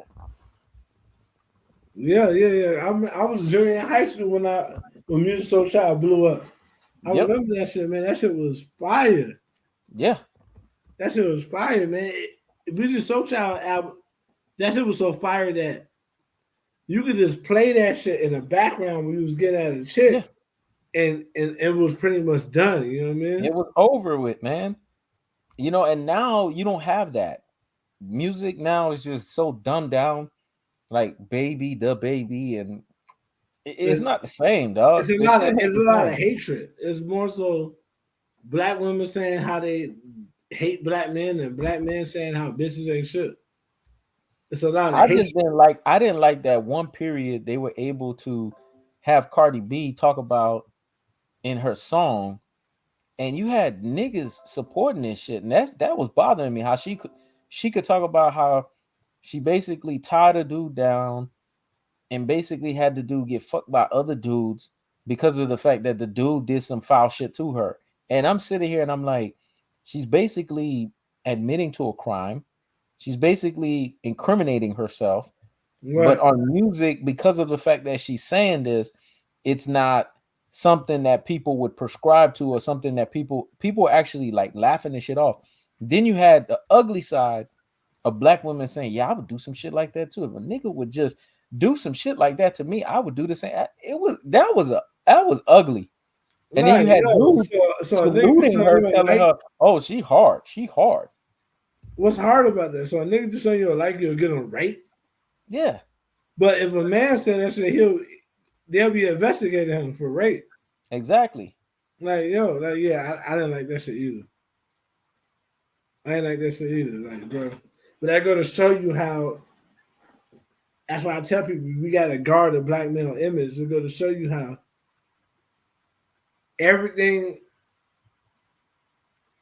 everything could be good in this society, but not if a black man do it. If a black man do it, then there's questions to be had. You know Yep, what I mean? yep. And that's the problem I have. That's a big problem I have. It's like, man, if a black man said, "Yeah, this girl did something I like, so I got her drunk or I got her fucked up and tied her up and had niggas rape her," he'll be in jail right now. Exactly. Well, yeah, There you know would what I'm be no saying? question. There would be no question with that. I mean, it would just Mm-hmm. be an automatic thing. But at the end of the day, if it's anybody else, they just accept it for what it is, and that's when everything becomes taboo, man, and that's when everything becomes dangerous. Mm-hmm. That's the way that I look at it. But it is what it is, man. You got a bunch of people out here that they get a free pass and a free license to say whatever, but when it comes to some other people, they don't have that free license. They don't have that free pass. Right. And fast forward into some other shit, man. This right here goes to the bigger point of what we were talking about when we said, you know, black men have this stigma. And that's why it inspired me to do that community post where I talked about black men are not seeking handouts. They're not seeking anyone to give them support or anything like that. But no, they're not seeking a handout, but they need support. Everybody needs support, man. Everyone that has Mm-hmm. made it to where they've made it to is because somebody's helped them out intrinsically and extrinsically on so many levels.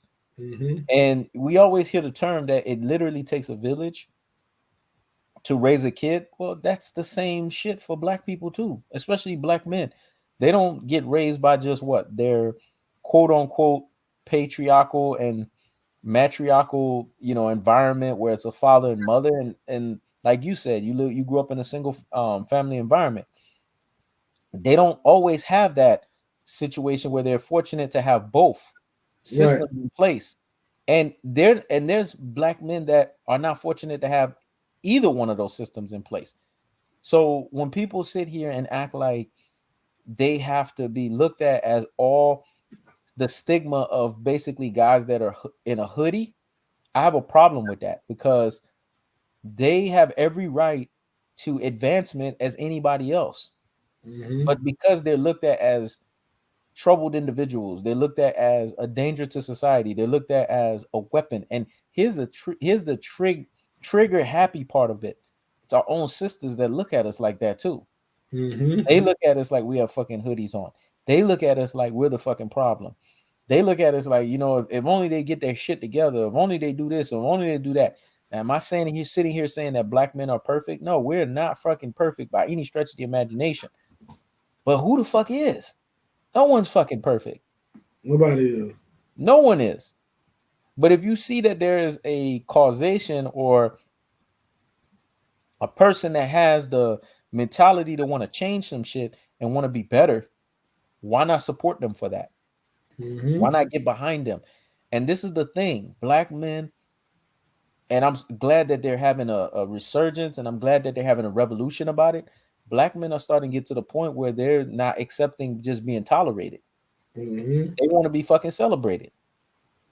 Everyone else is celebrated for their achievements and what they do. Why can't black men also be celebrated as well too? Why does there have to be a situation where you come into the house? Oh yeah, you were supposed to take care of this shit. You were supposed to take care of that. No. How about you appreciate the fact that I am taking care of these things and I'm doing what I'm Right. supposed to do, and I'm basically positioning the family to a place of succession where the next generation can be better off than where we were. But people don't see shit like that. And that's when it gets ugly, and that's when it gets convoluted, and that's when it gets dangerous. And that's why, to me, I'm all about uplifting. And that's why I find it weird when people think, well, you always talking shit about your own and you always doing this. I hold my own accountable. But if anyone knows me, I love my own before I love anything else. That's how I've Mm-hmm. always been. That's how I will always continue to be. And I don't know how to be any other way, man. Because at the end of the day, if you don't have the love for your own, then who the fuck are gonna have the love for you? You have to first love yourself before others can love you, man. That's always been my mentality. That's always what I've stood by. And that goes within the race too. I would love to see us have power dynamics, powernomics, power structures, power, movement where we're all pushing each other to the next level, pushing each other to be better and things of that nature. I would love to see those things. Now, do we Mm-hmm. all do dumb shit? Yes, I do fucking dumb shit. But it's how you are willing to bounce back from those things and how you're willing to be better and how you're willing to hold yourself accountable after you've done these things to position yourself, because life is not over because you made one fatal mistake. Right. Life can be turned around, life can be bounced back, life can have basically a second win, because a lot of times when you go through some shit, it's God allowing it so that you can get to that next level. And a lot of times people don't see it that way because they're going through it and they're going through the struggle of whatever it is. I don't care if I'm just speaking to one person, man. I know hopefully I'm speaking to somebody. If you're just going through something, there's another level, there's another gear. Mm-hmm. And a lot of times you just have to get through where you're going through to get to that next level and to get to that next fucking gear, man. And that's what life is about. Life is not about hoopla, happiness, and just basically, everything is beautiful for what it is. No, life is about also embracing struggle, embracing fear, embracing dangerous obstacles, embracing losing, embracing getting defeat, embracing the fact that you will fail, embracing the fact that you're gonna fall a lot of fucking times. You're gonna fail more than you succeed, but all you Right. need to succeed is one fucking time. Success just needs to happen one time. But there's gonna be a lot of failures. There's gonna be a lot of bumps and bruises. There's gonna be a lot of hits that's gonna come your way. So now you have to ask yourself, when you get to that certain age, when the ghosts are around you, are you gonna be the person when those ghosts are around you? They're gonna sit here and die with you because they're gonna say, "Man, you died. Here's our dreams. These were our dreams that you let die." Mm-hmm. Or are you gonna be that person when it's time for you to go in your deathbed? Your ghosts are gonna look at you and say, "Man, we are alive, just like you, but we're going out because you're going out." See, that's gonna be the difference. That's gonna be your story at the end. Now, the question is, how do you want that story to be told whenever that happens? And that's the big thing, man. Yeah, man. So once again, man, we had one of those great conversations, man. You know what I'm saying? Anybody who Yep. still tune into us. We could be coming live Yep. like this, man, on a regular. So tune Yep. in. You Yep. know what I'm saying? You got any last words? Last words is, you know, I hope everybody enjoyed themselves, man. I mean, we just had great casual conversation, and we talked about a litany of things, but at the same time, we want you guys to feel that life is just a interesting animal in of itself. And we could talk sports, we could talk all this shit. None of that shit is pressure, man. Life is pressure. Mm-hmm. Life is what you deal with, man, on a day-to-day basis. So these topics are definitely necessary because everyone has their struggles and everyone has their things that they're going through, and everyone has something that they're trying to overcome or fight.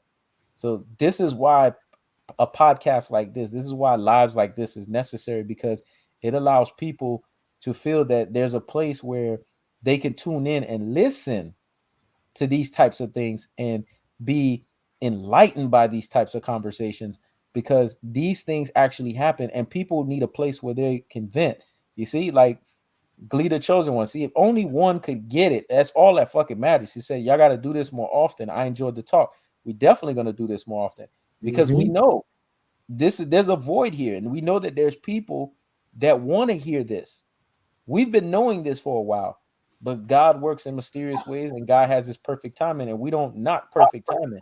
And this was the perfect timing for us to talk about it. So my closing thoughts is we're going to keep talking about these things. We're going to keep bringing these things because at the end of the day, the goal is to get you guys to be the best versions of yourself, but to also feel that you're not condemned and to also feel that you're not judged by the dumb shit that you do, the mistakes that you make, and where you're at in your life. And through these lives, what we're hoping is that you guys can become stronger and better and more structured individuals each and every single time. This is why we're doing it more than anything else. We're doing it to serve you guys. That's right, man. I don't really have much to add. You know what I'm saying? We had a great conversation.